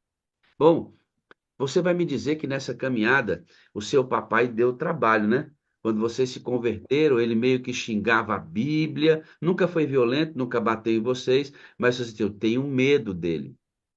Então, logo no início da fé de vocês, vocês passaram por tribulações para poder manter firme a fé. Depois, aí, nesse caminho, você começa a trabalhar nas lojas do irmão Santana, que é um empresário adventista muito bem sucedido no Nordeste. E você vai me dizer que a Márcia Rabelo foi muito importante na sua caminhada dentro da loja, porque ela te ajudou muito. E lá na É, loja, você aprendeu um negócio que eu quero compartilhar com eles aqui, Fernanda. Você disse assim, ó, eu aprendi que para vender bem tinha que ser 80% transpiração e 20% técnica. Motivação, pastor. 80% motivação Motivação e e 20% técnica. 20% técnica. E você Então, aprendeu isso. aprendi isso, porque eu era muito tímida, pastor. Eu não conseguia falar com as pessoas, eu só falava com quem falava comigo, e Deus me levou para esse lugar para que eu tirasse essa timidez. Hoje eu sou completamente cara de pau, né? Assim, eu converso com as pessoas, eu falo com qualquer uma pessoa na rua, eu não sou tímida, graças a Deus eu não sou tímida, não tenho mais esse sentimento, porque Deus tirou isso de mim e me levou a esse lugar. E a Márcia, ela sabe, eu já contei para ela isso, que ela me ajudou muito, porque tinha que dar primeiro contato com o cliente que eu nunca vi na vida. Imagine eu fazer isso com uma pessoa tão tímida que nem eu. E aí ela me ajudou muito, me ajudando, né, falar como fazer. E eu aprendi, 80% tinha que ser motivação, eu tinha que tirar motivação. E a técnica eu já tinha, né? Porque Mas tinha graças a uma, Deus, porque tinha uma técnica, não é? Para você abordar as pessoas, fazer o sim, quebra-gelo, criar a necessidade daquele produto. Que a pessoa chega ali, ela não quer o produto que você tem. E você, na técnica, quebra as objeções, cria o desejo no coração daquela pessoa pelo que você tem, e aí você vai lá, faz a oferta e fecha a venda. sim, 20% era isso. E isso, 80% era motivação, garra, motivação, garra. faca nos dentes. Vou vender hoje a meta. Isso, vem por aí mesmo. Eu sou vendedor minha vida inteira, menina. Eu também aprendi. Trabalhei com venda a minha vida inteira. Nunca fiz um curso. Aprendi a vender no trecho, no trecho. Já vendi um monte de coisa na minha vida. Agora, vamos. Também, você sabe que a venda é tão importante que eu vendia e eu comecei a vender muita coisa, né? E a minha filha mais velha até conta que aprendeu comigo esse jeito de falar. Parece mesmo. A Adriele, quando fala, parece com você, eu estou percebendo aqui. Só que ela é ainda mais intrépida, né? A Adriele vai. Sim, Yahoo! Os videozinhos dela são top, né? Uma menina já pregou aqui na sala, vai pregar de novo, em nome de Jesus. Ó, aprendi isso. vamos aplicar isso aí? Vamos aplicar isso aí, porque é, nós somos representantes. Não somos vendedores, mas nós somos representantes de quem? De De Cristo. Cristo. Ó, compreenda bem o que eu vou dizer. Nós estamos vendendo uma imagem, sim ou não? Como Sim, representante, nós passamos uma imagem. Se para você vender alguma coisa, 80% é motivação e 20% técnica, para representar a Cristo, como é que é isso? você. 100%. Ó, eu vou te dar a dica. É 100% inspiração e 100% inspiração. Isso. Eu não quero dizer, escute aqui, eu não quero dizer que não tem técnica para você apresentar Jesus. Não estou querendo dizer para você que não tem técnica para abordar as pessoas, para você usar a sua vida como ferramenta. Eu acabei de falar isso. Claro que tem técnica. Você tem que saber abordar, tem que saber entrar na casa das pessoas, sair. Você tem que fazer a pergunta na hora certa. Às vezes a gente erra. Sim. Isso é técnica. Mas você sabe que quando a gente fala assim, ó, se a gente fizer a mesma coisa, não, aqui é assim, ó, é 80% inspiração, ou seja, 80% eu dependo do espírito e 20% é técnica. Então, eu coloco essa técnica de abordagem como se ela fosse uma coisa minha. Nunca Uhum. vai ser minha. Ou seja, tem técnica para ganhar almas para Jesus? Tem, mas é 100% inspiração. É. Dessa forma, pastor, a gente precisa falar a verdade como se fosse verdade, ou não falar a verdade de Jesus como se fosse mentira, porque você não tem motivação. Muitas vezes as pessoas não convencem no evangelho porque fala como se não tivesse, não fosse verdade. É isso aí. A verdade é porque tem muitas pessoas que falam a verdade como se fosse mentira e muitas pessoas que falam a mentira como se fosse verdade. Nós, adventistas, temos que falar a verdade sendo verdade, 100% inspiração, e Deus, o Espírito, vai nos ajudar na maneira de abordar. Tem um jeito certo de abordar, viu, irmãos? Não tem um formato, mas assim, não tem uma regra fixa, tem um eixo. Bom, você vai trabalhar nessas lojas, você literalmente aprende, quebra o gelo, vai perdendo a timidez e você começa a nutrir um desejo no seu coração que é de ser enfermeira, que era de ser enfermeira missionária. Qual é a sua? Você se formou em quê, Fernanda? Eu fiz primeiro, na época, em Salvador, eu fiz auxiliar técnico de enfermagem, né? Uhum. E aí foi quando eu falei para o senhor que meu pai conseguiu pagar a primeira, depois eu consegui uma bolsa de estudo e eu estudei 100%. Eu dava plantão no Hospital Evangélico da Bahia e à noite e estudava durante o dia. Mas na Bahia o plantão lá era muito suave, porque você trabalhava um plantão e folgava dois, né? Aqui em São Paulo já é diferente, é 12 por 36. Mas na Bahia tem essa facilidade aí e ficou muito suave, mas eu tinha esse desejo e eu escrevi uma carta para o reitor aqui da escola adventista do UNASP, na época era IAN, né? Na época, e aí eu tomei a decisão, ele me pediu que eu viesse e eu vim para cá, para São Paulo, com a cara e a coragem, pastor. Em dezembro de 94. Não conhecia quase ninguém aqui e estou aqui desde esse período aí. Aí nesse período eu Você estudei. conseguiu se formar e no caminho você se casou, sabe quando? Já tem quantos anos de casamento, hein, menininha? Vai fazer 25 anos em junho do ano que vem. Em 1998 você conheceu o seu amado. Sim. Eu orei, pastor, para que Deus mandasse ele, né? Porque as meninas estavam pedindo, tudo solteira, a gente combinou, vamos orar todos os dias, 8 horas da noite. Aí elas pararam de orar, mas eu continuei. Aí Deus mandou para mim, né? Olha, e ele tocava violão, não era? Isso, ele toca, Aí, ele toca ainda. Eu tinha um aí, desejo aí, de aprender. a espertinha da Fernanda fez o quê mesmo? Eu convidei ele para me ensinar a tocar violão, né, Olha, pastor? menino, mas rapaz. Pastor, eu fazia vitamina para ele, fazia muito para ele ficar um pouquinho, mas ele só ficava 1 hora certinha. Ele só ensinava e ia embora no começo, né? Ele só Aí, mas eu não aprendi, não, viu, pastor? não aprendeu, Era mas meu sonho, mas não casou. aprendi. Mas casou, minha filha. Casou. Trocou o Então, violão de cá. então o propósito foi alcançado. Foi Amém? alcançar. Amém. Glória a O Deus. propósito foi alcançado. Glória a Deus por isso, né? Glória a Deixa eu, Deus. deixa eu conferir uma coisinha aqui rapidinho. E você tem quantos anos de casado? Faz a conta aí para nós. Eu casei em 2000, em junho de 2000. Uhum, Agora eu tenho 24 anos, né, de casada. Em junho do ano que vem faço 25. Bodas de prata, né? Acho que é bodas de prata, 25 anos. uhum. Eu casei, Bodas de prata, e você tem duas filhas, duas princesas. Adriele e Anne. E Anne. Que maravilha.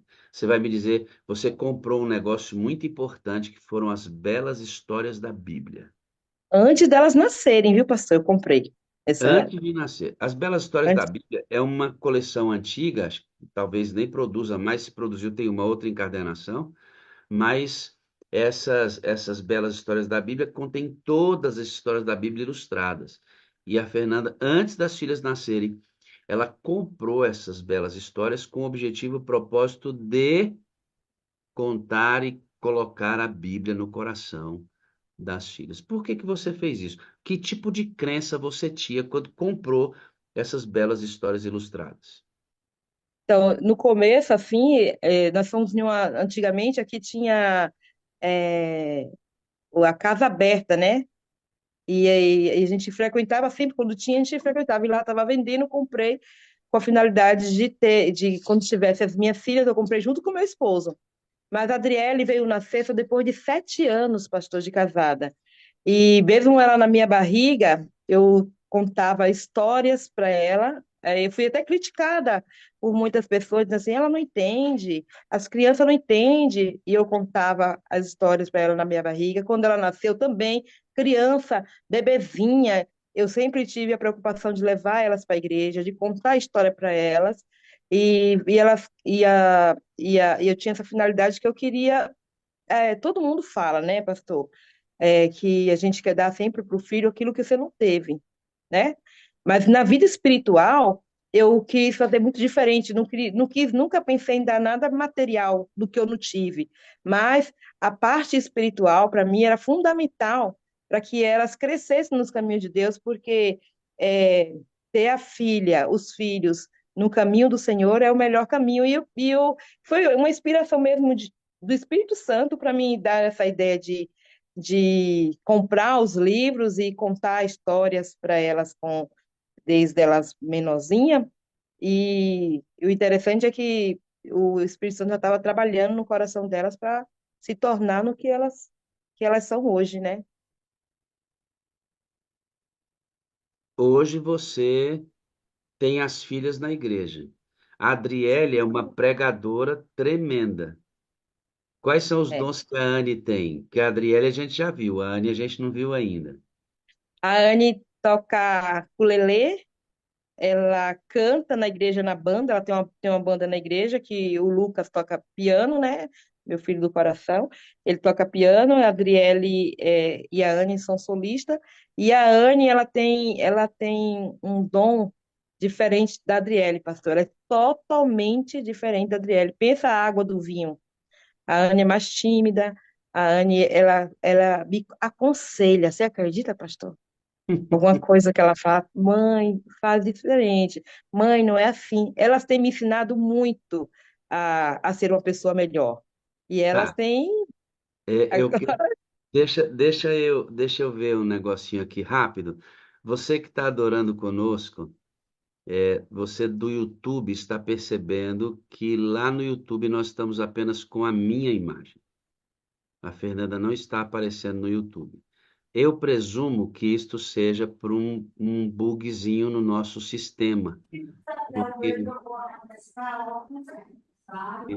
quem, quem abriu o áudio, então um bugzinho no sistema, porque algum tempinho atrás eu perdi o meu comando aqui do Zoom. Então provavelmente isso deve ter a ver com essa desconexão. Eu vou te fazer uma pergunta, Fernando. O, então, tem alguma coisa que não tá legal, porque agora só você está no YouTube. Então, não, na verdade, vai ficar oscilando. Quando eu falo, eu apareço, quando você fala, você aparece lá. Uhum. Mas eu queria que os dois ficassem lado a lado, como está na configuração do YouTube. Então, eu vou fazer um testezinho rápido. Você teve, fica tranquila, você vai responder, tudo vai acontecer normalmente, mas eu e o Rogério vamos cuidar aqui desse negócio. Tá bom. Você teve a Adriele e a Anne. A Adriele nasceu com uma dificuldade respiratória significativa e a Anne nasceu praticamente sem Parar. respirar. Conta pra gente como é que foi, primeiro para a Adriele, quando você diz assim, pastor, ela não sabia respirar. Ela esquecia de respirar. Olha que loucura. A criança tinha refluxo e esquecia de respirar. Foram momentos muito difíceis, né?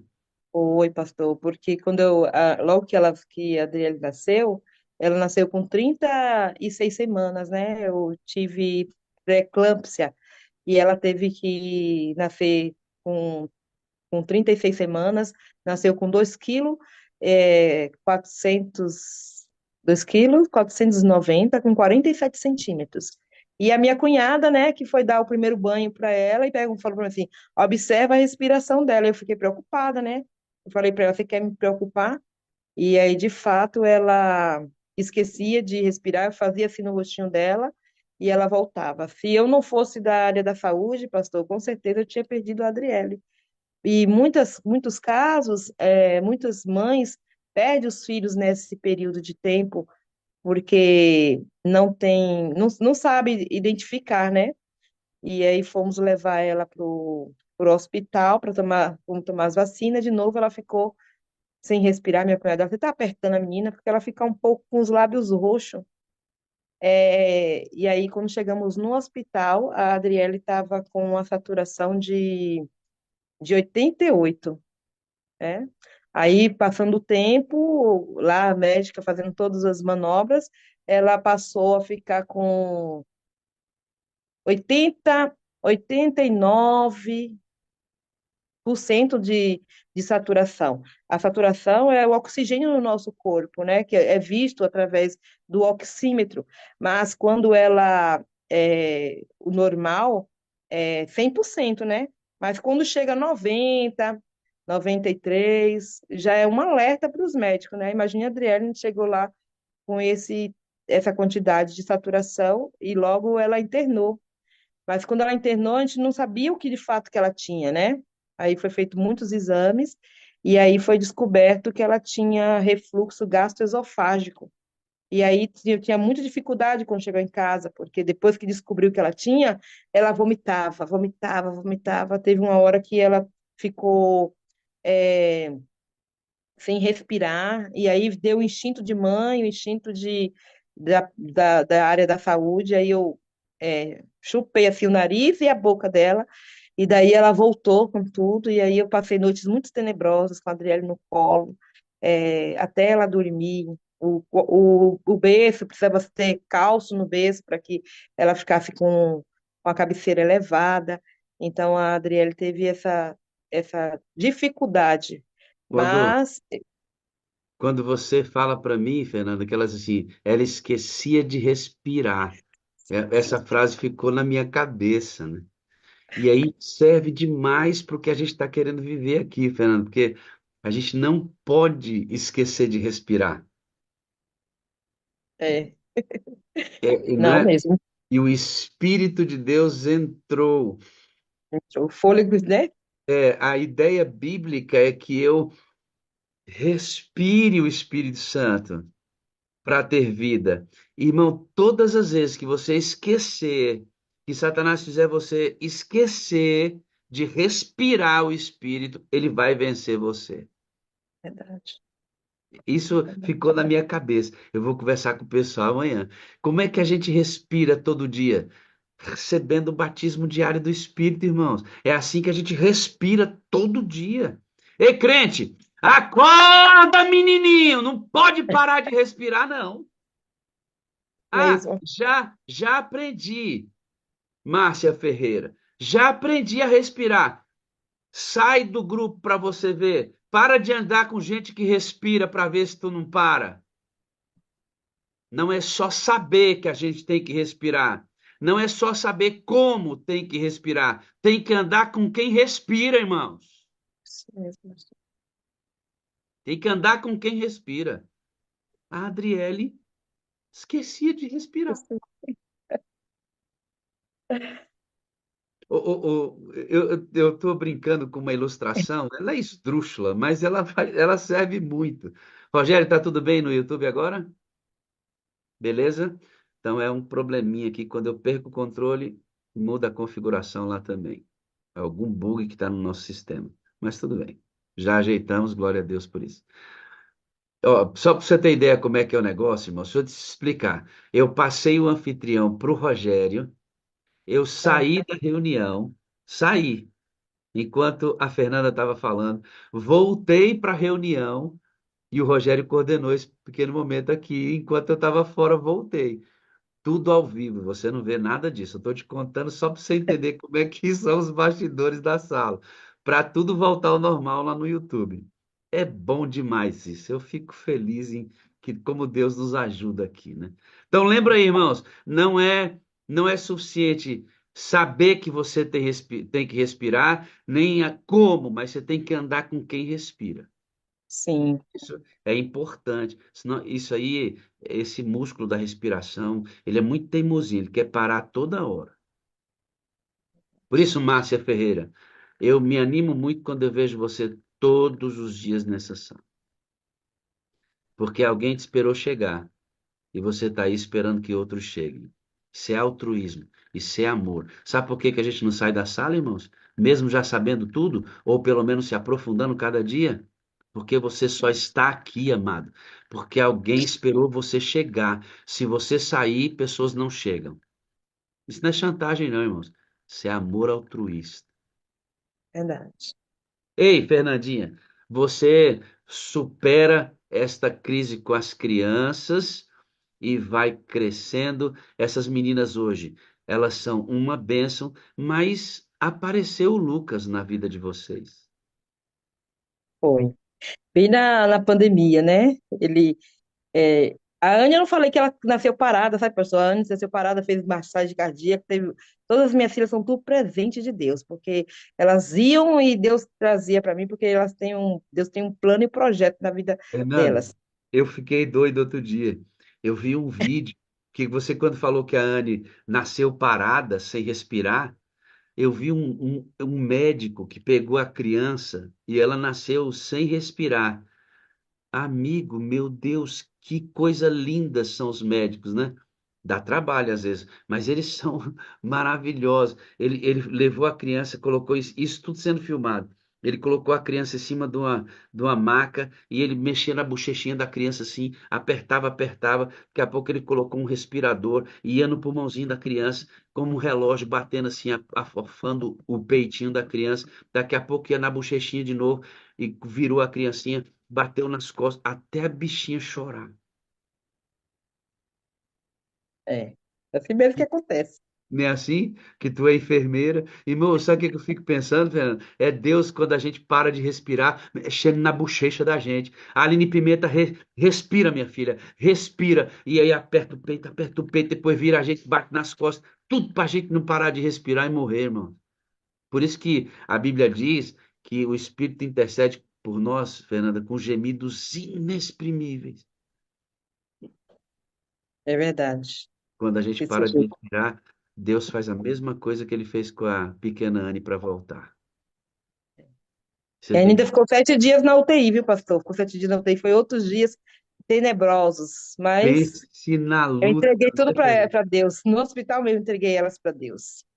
Dediquei, né, elas a Deus no hospital. Você supera tudo isso, vem a pandemia, aí vem o Lucas. Fala um pouquinho do Lucas para mim, que achei tão interessante, porque você já tem duas filhas e o Lucas, ele vem, não é seu filho nem do seu marido, ele é um menino que você Coração. você colocou o Lucas dentro de casa para cuidar da vida espiritual dele. Isso. O Lucas também é um presente, né? Porque ele também tem me ensinado muito, pastor. Tem me ensinado a como ter paciência, é, me ensinou a amar, né?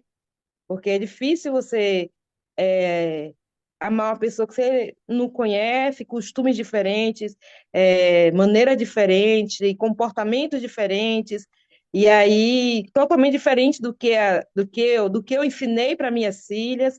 Então foi um desafio muito grande, mas ele está crescendo, viu, pastor? Eu tive que convencer o meu marido, né, para poder ele ficar aqui com a gente, mas a Ania, minha filha mais nova, falou assim: mãe, a gente tem que ser a parte visível de Deus, temos que ajudar o Lucas. Olha que lindo isso, cara. E aí, Essa é a mais nova, né, Anne? é a mais nova, a Anne falou Que, isso para que, mim. que idade a Anne tem? A Anne agora tem 15, né? A Anne tem Então, 15 anos, a dela tem 17. a menininha de 15 anos falou assim: mãe, nós temos que ser a parte visível de Deus. Deixa eu te perguntar, a Anne, ela não assiste com frequência como você a sala, certo? Não, Porque, a Anne não. porque ela É por causa da estuda, escola. a dinâmica deles é diferente. Mas por que que ela espelha um ensinamento da sala tão forte? Porque você vive a sala dentro da sua casa, Da mulher. casa. Você é a sala da Anne. Ó, Sim, a sala, Rosileia, tem a fonte primária que é você. A fonte primária é a Rosileia que está aqui, lá no ônibus, rádio 57, né, Rosileia? Você está aí adorando a Deus. Todo mundo que convive com você conhece a sala secundariamente. sim, Então, você, a sua filha, é a segunda onda da sala. sim, verdade. Porque você vem todo dia, mas ela não. Mas quando ela tem que tomar a decisão, ela disse: mãe, temos que ser a parte visível. Visível. Ela é a sala, filha. Eu achei demais isso, cara. Achei demais isso. E tem um monte de marido que vive a sala, tem um monte de filho que vive a sala, tem um monte de irmão que vive sem pisar o pé aqui. Porque o Sim. Palharini, eu vou mostrar o Palharini aqui, já já eu te chamo de volta. Palharini tá com a camiseta que ele mandou produzir lá. Eu dou like na sala, sem áudio, só para te mostrar mesmo. Dou like e colocou os Ai, QR coisa Codes do bonita. YouTube e o QR Code do Instagram. Vai para onde só para o pessoal conhecer e se inscrever. Palharini é top. Obrigado, Palharini. Você é bênção, irmão. Bênção de Deus. Legal, né? Essa camiseta, obviamente, não deve substituir essa camiseta que nós temos, mas ela serve para as pessoas se inscreverem. Você tem vários modelos, você tem o nosso marca-página, que é para distribuir, para que as pessoas se inscrevam em nosso canal. Achei extraordinário, Fernanda, a sua atitude de adotar uma criança. Não é exatamente uma adoção, porque ele tem família, mas você trouxe para dentro da sua casa para dar uma melhor vida espiritual para esse menino. Ele toca, não é? Ele toca piano, aprendeu sozinho, pastor. E a Anne toca ukulele e o que mais? A Anne toca ukulele, toca piano, o Lucas toca piano e violão, e a Adriele toca piano e violão. E eles executam esses dons aonde? Na igreja, na Olha banda. que Na igreja benção. tem uma banda. Olha que benção. Olha que benção. Anne, Ah, Adriele e agora o Lucas. e agora o Todo mundo Lucas, tocando na igreja.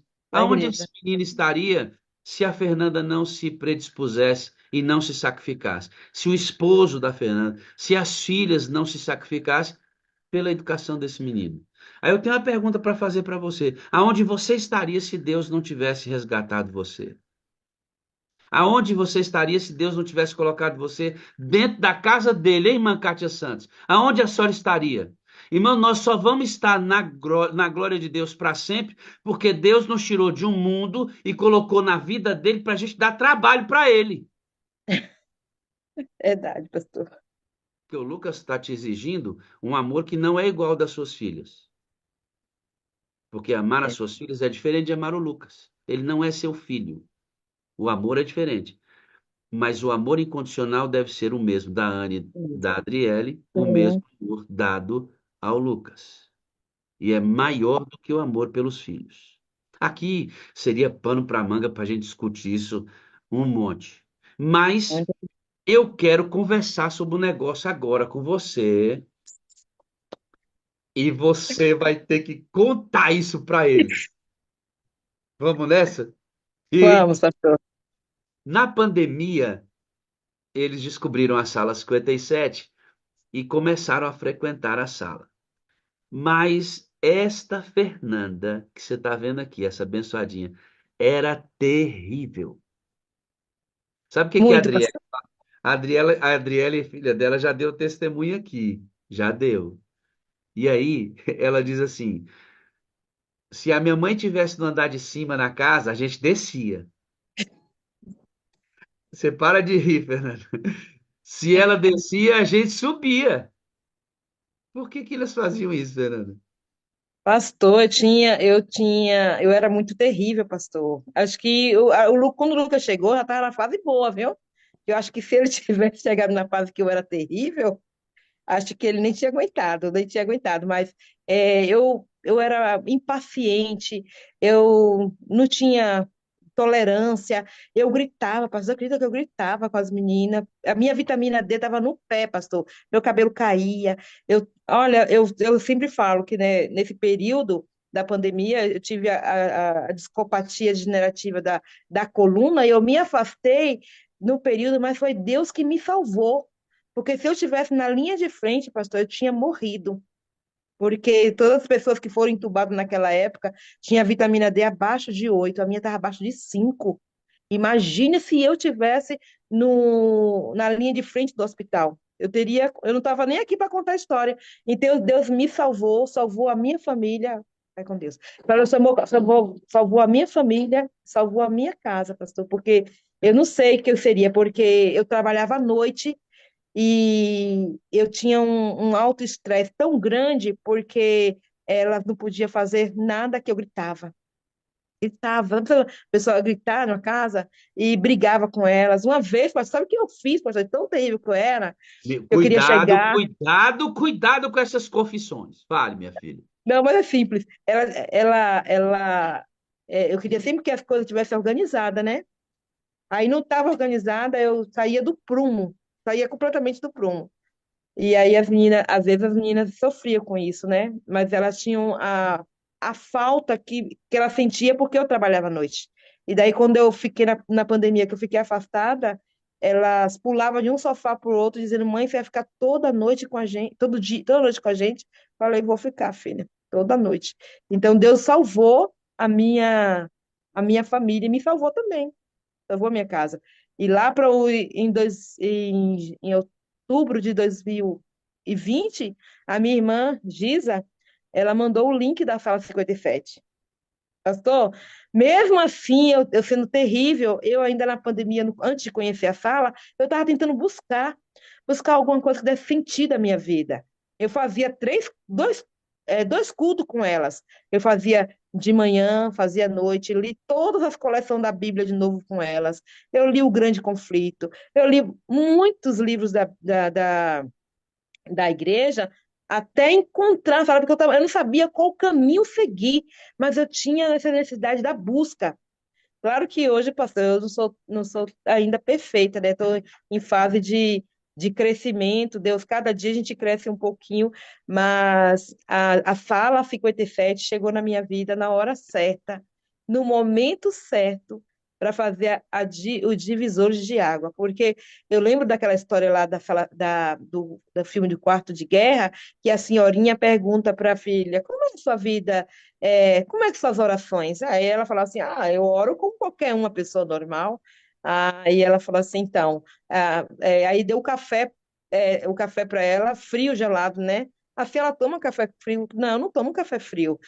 As minhas orações são quentes. Então, eu era um crente como qualquer uma outra pessoa que não tinha um relacionamento com o Espírito Santo, não tinha relacionamento com Jesus, mas ia na igreja, frequentava a igreja, tinha cargo na igreja, que era o pior de tudo, né, pastor?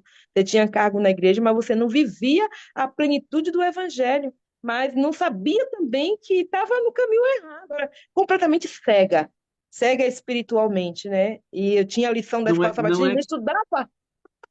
não é que você não fosse sincera, é que você não estava no caminho.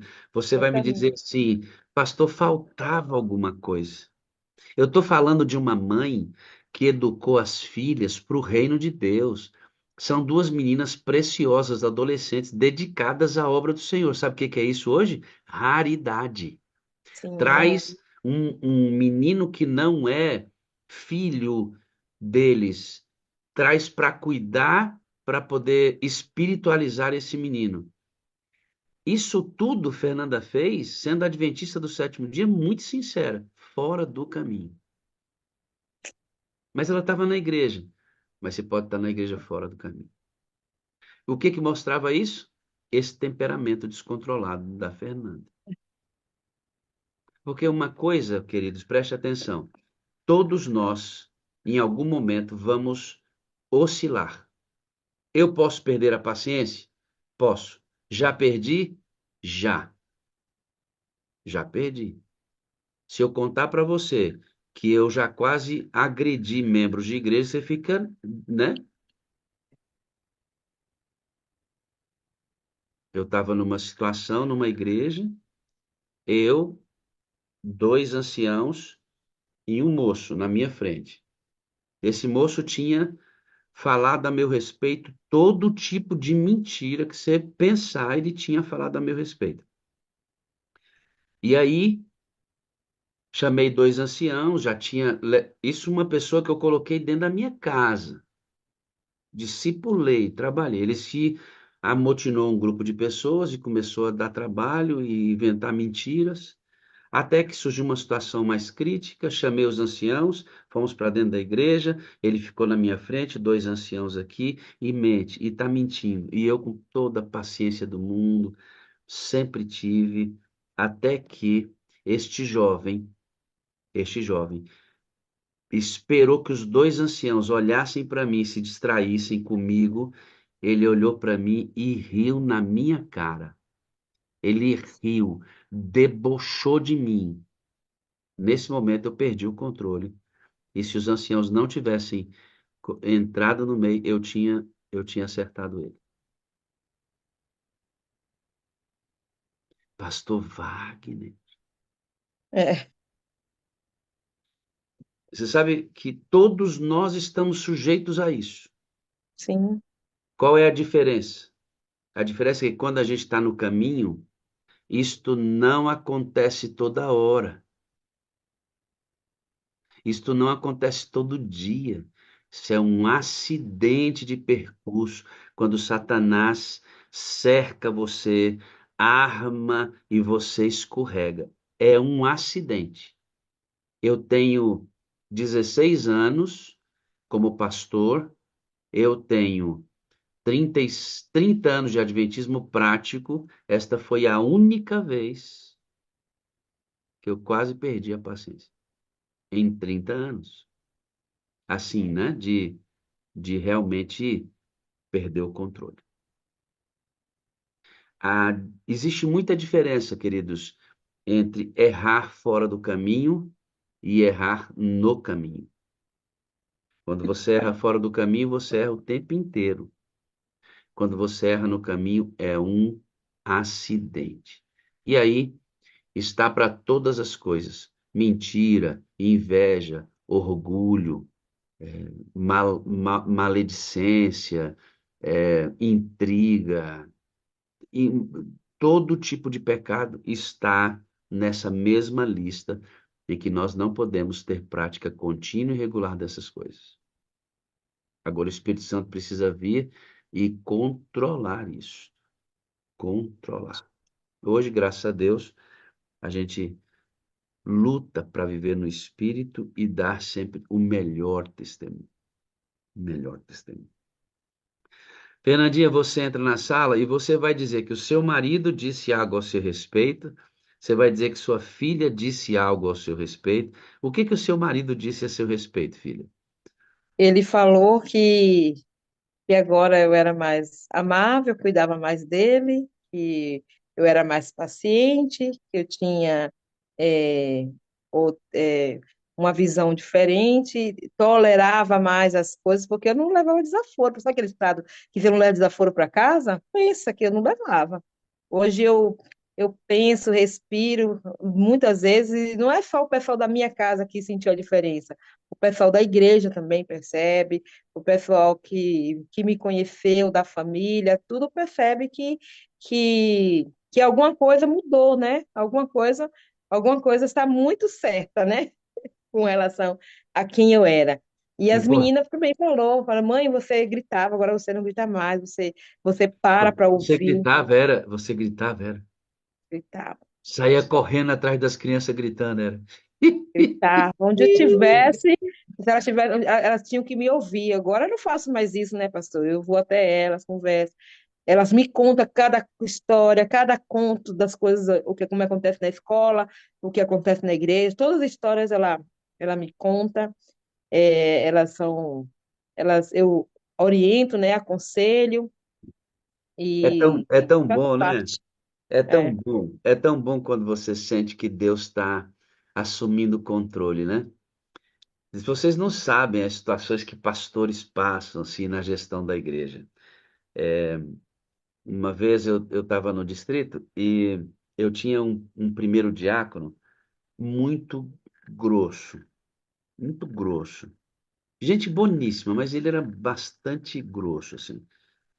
E numa ocasião nós saímos com 10 ônibus para um evento de pequenos grupos. Nós saímos com 400 pessoas uniformizadas, bandeira, grito de guerra, aqui em Brasília. E ele ficou mexendo na fachada da igreja. E ele tinha uma prática de decidir fazer as coisas e não consultar a comissão e pegar aquele dinheiro do bolso dele e fazer como ele quisesse. E ele decidiu fazer uma fachada da igreja. E eu, para não dar confusão, eu fui lá, mostrei a fachada que seria adequada, e ele ficou construindo aquela fachada e nós fomos para o simpósio de pequenos grupos. Na comissão seguinte, eu reuni a comissão, conversei com o restante dos anciãos da igreja e estabeleci que nenhuma obra deveria ser feita sem passar o dinheiro pelo caixa da igreja, para a gente não fazer caixa dois. No momento em que eu falei isso, Fernando, ele estava com um molho de chave assim na mão, em pé na porta. Ele se direcionou até mim e na cadeira que eu estava, era uma cadeira que... Aquelas cadeiras de faculdade que tem o lugar para você escrever. Ele pegou o Sim, molho de chaves, jogou em cima da cadeira, assim, na minha frente. E disse: Você não é o meu pastor e nunca vai ser. Só que com um detalhe: ele segurou a minha cabeça assim, ó. misericórdia. E ele disse assim: Ó, você não é o meu pastor e nunca vai ser. Irado, irado, irado. E ele segurou na minha cabeça e eu olhando para ele. Terminou de dar o show dele, saiu e eu me mantive ali, sereno, sem entrar na pilha dele. É bom quando a gente entrega o controle, né, para o Espírito Santo e ele vai dominando você. Aí as pessoas começam. A irmã falou: Pastor, como é que o senhor aguentou? Eu falei: Eu não. O Espírito de Deus aguentou em mim. Verdade, assim mesmo. E aí, eu saí do distrito, ele nos tornou líder mais. Anos depois, nós nos encontramos num evento na Igreja Central de Brasília. Ele estava de costa, num grupo assim. Aí eu entrei na roda, o cumprimentei, ele deu um sorriso, eu dei outro sorriso, peguei na mão, o abracei. E a Bíblia diz que quando a gente faz isso, nós amontoamos brasas sobre a cabeça daqueles que nos ferem. Verdade. O homem desmontou com o meu abraço, Fernando. É tão bom quando você consegue cumprir a lei de Deus, né? Sim. E a gente consegue fazer isso. E não é só, não, sabe quando o lance está funcionando? É quando as pessoas percebem que você mudou. Mãe, a senhora não grita mais. É. Pode ser que você em algum momento grite? Pode, porque você é ser humano, certo? Mas você não grita mais todos os dias. Você não é mais o seu modus operandi. Só se você se perder no controle. Mas agora não é mais assim. Aham. Como é que você, depois de tantos anos como adventista, como é que você se sente hoje, com todas essas mudanças provocadas pelo Espírito Santo, que você não conhecia e que agora conhece, que não era seu amigo, agora é, que você não conversava com ele, agora você conversa. Como é que você, Fernanda, se sente? Pastor, sabe como quando eu era desse jeito e depois veio a pandemia e depois aconteceu tudo, eu penso assim, se Jesus tivesse voltado naquela época, eu estava perdida, pastor. Sabe, perdida? Sem ser candidata ao céu. Hoje eu me sinto uma pessoa realizada, né? Eu contei para o senhor algumas coisas com relação a depois que eu entrei na sala, e levar as irmãs também, como você falou assim, você tem que andar com quem está ali no espírito para que você fique, tenha um caminho, né? Consiga o caminho. E muitas vezes eu encontrei muitas pessoas fora do caminho ou que pediam assim, ore por mim. Aí eu falei assim, eu oro por você, mas venha comigo para a sala. Porque eu voltei todas as minhas atividades, e aí temos uma sala, pastor, de oração das 9 da manhã. Não, agora a nossa sala é diferente. A nossa sala é às 4 da manhã. A gente ora às 4 da manhã com uma turma maravilhosa. Às 4 da manhã, depois a gente entra na sala às 5, depois a gente entra às 9, depois tem às 3 horas na Itália e depois tem às 18 horas. Claro que antes era muito mais frequente, né? Mas a gente leva as irmãs a orar, a gente leva, pastor, as irmãs a fazer um jejum de sexta-feira. De quinta-feira a gente faz o jejum em prol dos filhos, porque as irmãs não sabiam assim, meu filho foi aventureiro, foi desbravador, foi diretor de jovens, hoje está fora da igreja. E eu perguntava se ela já fez algum jejum pelos seus filhos. Não, nunca tinha, nunca pensei nisso. Eu falei, era uma Fernanda da vida, que não orava, não fazia jejum, não fazia nenhuma práticas que nos fortaleceria para poder ficarmos no espírito, e agora a gente vê muitas mudanças das irmãs que estão, e irmãs, pastor, que estão em lugares diferentes, viu? Fora, Não, diferente, a, a internet é uma benção, né, é Fernanda? uma Une bênção a em gente relação em a muitos isso, é. lugares. Olha só, Une, deixa eu pastor. fazer uma observação, quando você diz assim, eu estava perdida. E, de fato, é verdade isso. Muito embora ninguém possa dizer isso a seu respeito, só você mesmo. Sim, Eu não posso dizer que só ninguém eu. está perdido. Mas se você está me afirmando, então eu tenho que considerar isso como uma realidade. Sim, Uma realidade. E quando eu digo assim, ó, ande com quem respira, vamos pegar a ilustração que eu fiz, é que assim, querido, deixa eu te dizer uma coisa, se associe a pessoas espirituais para convivência.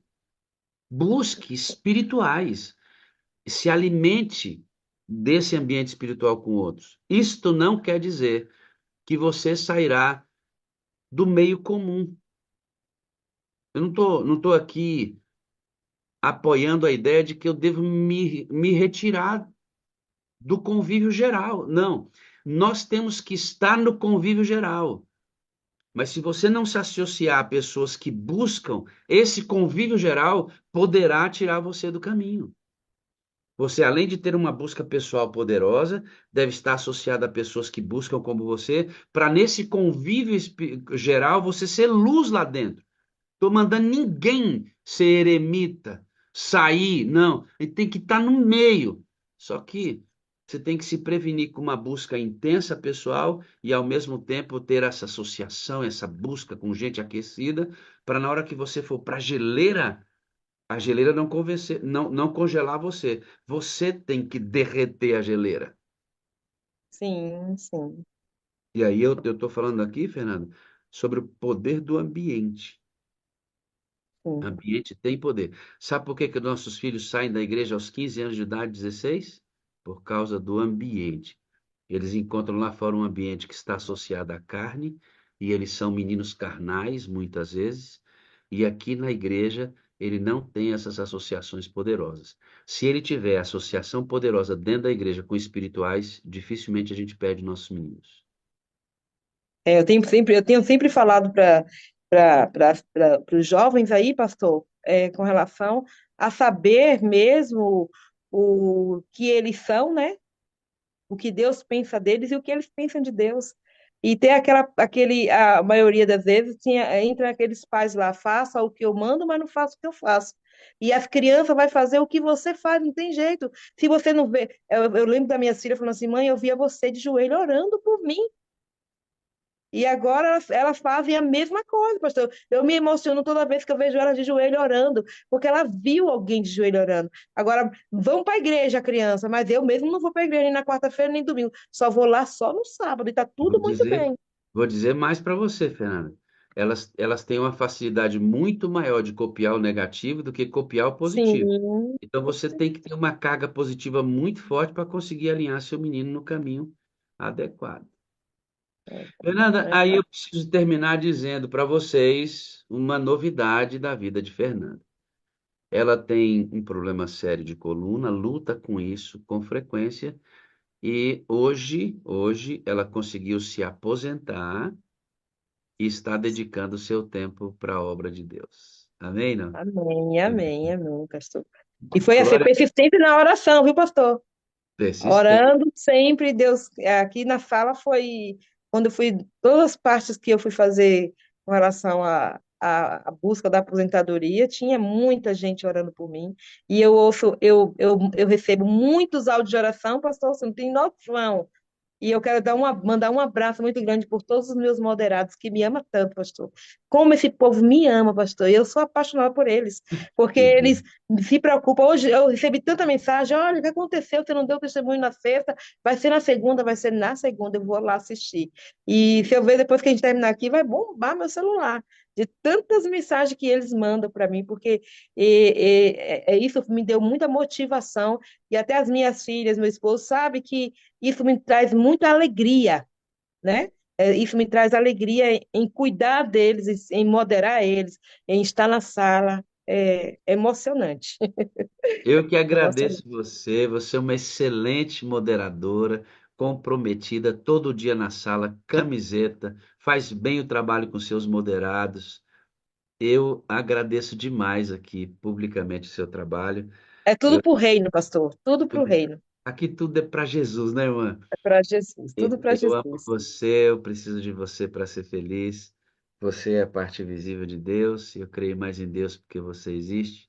Ver seus olhinhos cheios de lágrimas, de alegria, da emoção de servir a Deus é minha satisfação. Eu é que amo o Senhor e toda fala. Preciso muito de vocês para ser feliz.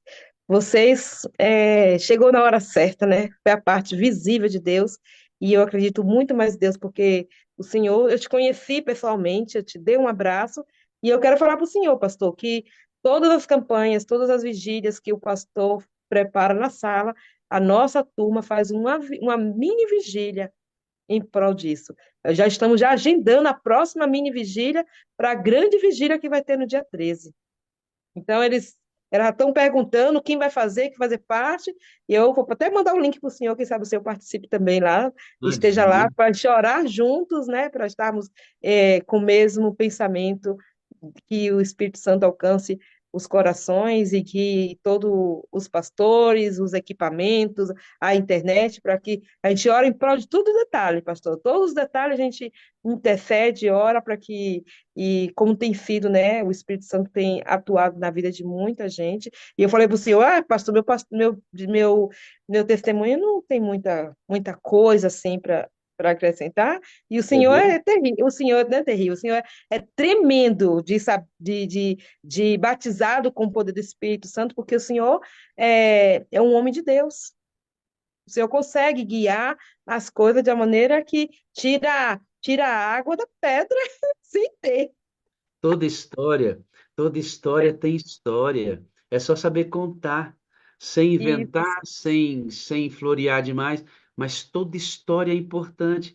Ah, não vou contar meu testemunho porque é muito simples. Não existe testemunho simples. Sempre é complexo Deus salvar a nossa vida. Toda história tem uma história. E o que eu faço aqui é só recontar a sua bonita história dentro dos princípios da sala para a gente aprender, né? amém. Glória a É bom Deus. demais. Bom Deus demais. seja louvado. Deus te abençoe. Vamos chamar a Leila aqui, vamos? Vamos chamar. Vem, Vamos chamar a Leilinha. Leila. A Leila é a dona da pipoca. Deixa eu chamar a Leila aqui. Ô, Leila, chega pra cá. Que dia feliz hoje, hein, Leila? Que coisa boa, hein? Eu sou da família de Fernandinha também, viu? Aí. Aí, ó. Tá Te vendo? amo, Leilinha. Aqui O é irmão, assim, irmão. Aqui é assim. meu Todo mundo pastor, feliz. o irmão dela, o Júnior, que está aqui também, foi que me introduziu no Clube do Escalador. Que Aí coisa. disse, não, Leila, você vai ser conselheiro, nem sabia o que era, não era nem batizada, sabedoria, né? Aí ele, não, vamos lá. E aí eu entrei no clube através do Júnior e depois ele saiu do clube e eu fui diretora desse mesmo clube durante 8 anos. Ok. Tá vendo aí, irmão? Como é que a É gente não sabe bênção. das coisas? Eu não Isso. sabia de nada disso. Olha que benção. Ô, quarta-feira, pastor Robson Aleixo, continuando nossa semana Novo Tempo, para aquecer, bem aquecido o processo, para a gente chegar assim, estourado lá na vigília. Uma bênção, o processo todo acontecendo aqui. Bom, vamos fazer Amém. uma oração? Eterno Vamos. Deus e bondoso Pai, muito obrigado pelo dia de hoje, por tudo que aconteceu nesta sala, guiado pelo Espírito Santo. Agora Amém. vamos desaguar, quarta-feira voltamos e pedimos, Deus, trabalhe em nossa vida para que Cristo seja visto e outras pessoas o aceitem como Salvador. No nome precioso dele pedimos e agradecemos. Amém, amém Amém. e amém. Deixa eu dar poderes aqui. Dona Leila já é Já anfitriã. estou, já É? estou, irmão. Rogério não é ligeiro, não, hein? Aham. Rogério é ligeiro. Parece que eu ouvi um tal de bom dia com alegria, Leilinha. Deixa eu ver se eu ouvi Bom mesmo. Bom dia com dia, com alegria! Bom alegria! dia, bom dia, bom dia, bom dia, bom dia, bom Sérgio dia. Otto Wagner Vamos adorar, Almeida. canta!